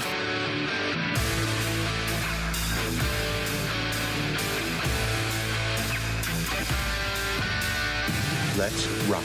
Let's rock today. Carey Davis did come back in. I thought he was just going to leave us early.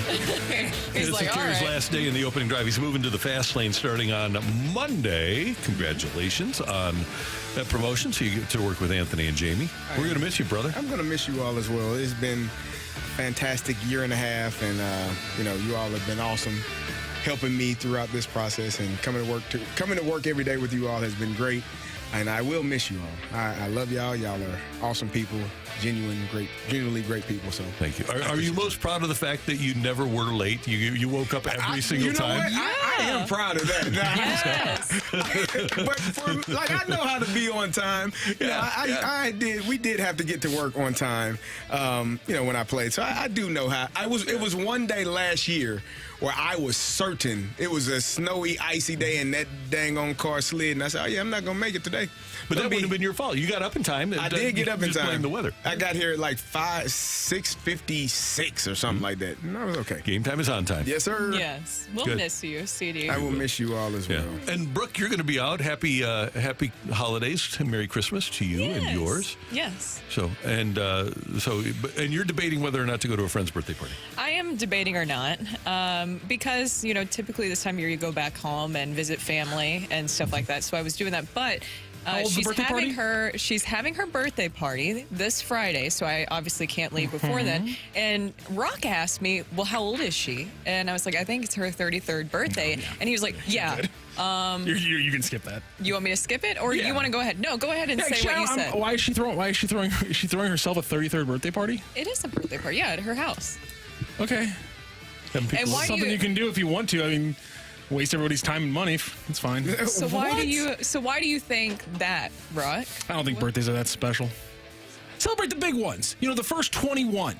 No, you said after 30, nobody should be celebrating celebrate birthdays. the first 21, and then from there on in, I think the big fives and the big zeros: 25, 30, 35, 40, 45, so on. What if you don't make it to 34, Rocc? Well, then you didn't do well.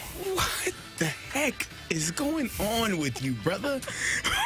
Why do you hate joy? I have a respect for the 27 Forever Club, but hey, they didn't get that 30th birthday. Isn't there a religion where they don't celebrate birthdays? Is that Jehovah's Witnesses do not? I don't believe. Is that what you want? Jehovah's Witnesses don't. I know I'm not. I'm not. Oh, okay. I just want to make sure. I'm just making sure if it wasn't for religious reasons on why you don't like birthdays. They're fun folks to talk to when they come to your door. You should have. You should, for kids. If you want to celebrate a birthday, then you should go ahead and do that. I'm saying you shouldn't, but you shouldn't worry about other people celebrating. Fine, celebrate your birthday. Don't expect other people to show up and celebrate your 33rd birthday. If your best friend says, "Hey, bro, I'm having a 33rd birthday party. You gonna make it?" You're gonna flat out say, "No, I don't believe in 33rd birthday parties. You're on your own." I'll be at your house. But I don't know if if somebody invites me, I'm not going to be completely rude. So are you My point is that they shouldn't have thrown Are you going to go into the party and say, "Why the hell are we even here? No. What are we doing here?" As soon as the person throws the party, I'm like, you know what? Fine, you've dove in. Go ahead and have your fun. Leading up to the party, are you questioning everything you've known about this friend for 30-some odd years? A little bit. So you, jeez Louise, a little bit. We gotta find. If you tell me that you're having some huge, it's the same thing. If I saw one of my personal college friends and he said birthday week starts today, I would legitimately question our friendship on a long period of time. You're about 33, I'm 32. Right? So we're in that age range. Yes. So if your significant other said, "I'm going to throw you a 33rd birthday party," they can do that. That's fine. Wow. And what if your friend said, "Rocc, that's stupid. Who wants to come to a 33rd birthday party?" And you're sitting there, you and your significant other, with your birthday hat on and no friends around for your party because everyone thinks how you think. Okay. No, not it's okay. It's not going to bother me that much. Yeah, sure. So if Rachel's listening right now, you heard it here, Rachel. You don't have to get him a birthday present because it doesn't matter, right? Green seats, Rocc. I've explained that. She likes getting presents. I'm not a huge present person. I never have been. All right, man. If the birthdays don't matter after 30, if your then... friends are listening, I hope they invite you to every birthday party from here on out and make you suffer. If you invite me to a birthday party, I'm going to go. He's in the corner eating cake. I'm going to get you a present. I'm going to show up. I'm going to do all the things you do because this is a society, as George Costanza likes to say. You don't like how society works. Oh, no. Who are you? Rocc does not like how society works. There's a half dozen, baker's dozen of people across the last 30 years. Oh, man. I'm just saying. Are you blaming nuns? I'm not. Why are they all so angry? Like, you made a conscious decision. This is your life. Why are you mad at me? Nuns? Why are you mad at me about that? Nuns are angry? Every single freaking one of them I've ever met. We kind of know why. We do. That was a conscious decision they made. Why are you mad at me? I make decisions every day. I'm 12, just trying to get a higher power. I'm just saying. And therefore, I'm 12 years old, they listened to the higher power. They made a decision. Trying to make it and to now 3. they're frustrated. You leave those nuns alone. I'm just trying to make it till 3 p.m. I'm a very tiny child with zero actual, responsibilities. But nonetheless, I'm a very tiny child. I'm very stressed out. I'm just trying to get till 3 p.m. Why are you yelling at me? You're an adult now. Do you understand why? It was their decision, all right? Do you understand why? No, they can get over that, all right? I don't know, man. You can always, hey, the door's open. 1 foot in front of the other. Somebody and soon you'll be walking from the across 618, somebody said the Grinch didn't like how society worked either. Not wrong. He was Not abused. wrong. Are you going to take the Who's side on this one, you monster? Those people were horrible. We're getting to some core. They deserve what they had ideals coming and to him principles here. Gosh, they don't deserve. The Who's did not deserve Christmas. We all know that, right? We are getting to the core. Like they deserve coal and no presents. They were monstrous people. You heard it here first. Rocc will come and steal your children's toys. I'm gonna say this right now. This Christmas season. I'm gonna say this right now. If you're an adult who bullies a child, you're the scum beneath my shoes. I do agree with that. We are in agreement there, and they should be a punch a Red Wing fan in the face. Yes, absolutely. Yep. They put on a Red Wing jersey. So you're good, Brooke. You're in the clear. Brooke, Carey, Merry Christmas. Matthew, you be you. You be you. I love Christmas. I never said anything about Christmas. It's a birthday, It is a birthday. Then why isn't it in March? Stop. Oh, we got a lot of questions and not enough answers. Would it be in March? That's when he was born. Yeah, we got a lot. They moved it. That's when he made the comeback. The greatest. No, it just happens to be very close together. There's only 12 months we're working with, Randy. I'm crying right now. That's amazing. Don't get me into this one. Don't get me into this one. No. Oh, yeah. More impressive than who had the largest comeback. Yeah, the 14-point comeback with less than 3 minutes left the other day. Somebody did it. You talking about when the Buffalo Bills come back in the game? Yeah. 35-32. Yeah, 41-38 against the Oilers. A miracle that New Meadowlands we just had on the fight with Sean Jackson's walk-off punt. That was four scores. Those were great. Oh, man. Great job today by our producer, audio engineer, Matthew Rocchio. Thank you, sir. Pleasure. I'm going to miss you, Carey. Miss you too, brother. Be careful out there. Merry Christmas to you. Yes, Merry Christmas, you guys, and we'll miss you, CD. How about that? And Brooke brought by some goodbye donuts for you. I did. So I know thank you that for he's been eating so healthy, I've and been I'm trying, sorry, and but we like get it's these to snacks, and I celebrate. just can't help myself. Yeah. What's wrong with that? CD, we will miss you, but we'll see you around the office, Yes. I'm sure. Yes. And we'll hear you every afternoon, 2 to 6. Thank you. I appreciate the way, that. Your face. We want to see your face. Who said that? You want to see my face? I don't think anybody that is in power is listening right now. But man, 3 hours is a lot easier than 4. That's what I've been told. Oh, yeah. I'll have a little more sleep for that. That's show. true. Yeah. That's true. Yeah. We thank you for tuning in, texting in, and being a part of the show. Danny back in with me tomorrow, filling in from 7 to 10 for all of us until tomorrow morning at 7. Have a great Friday Eve, everyone. That's right.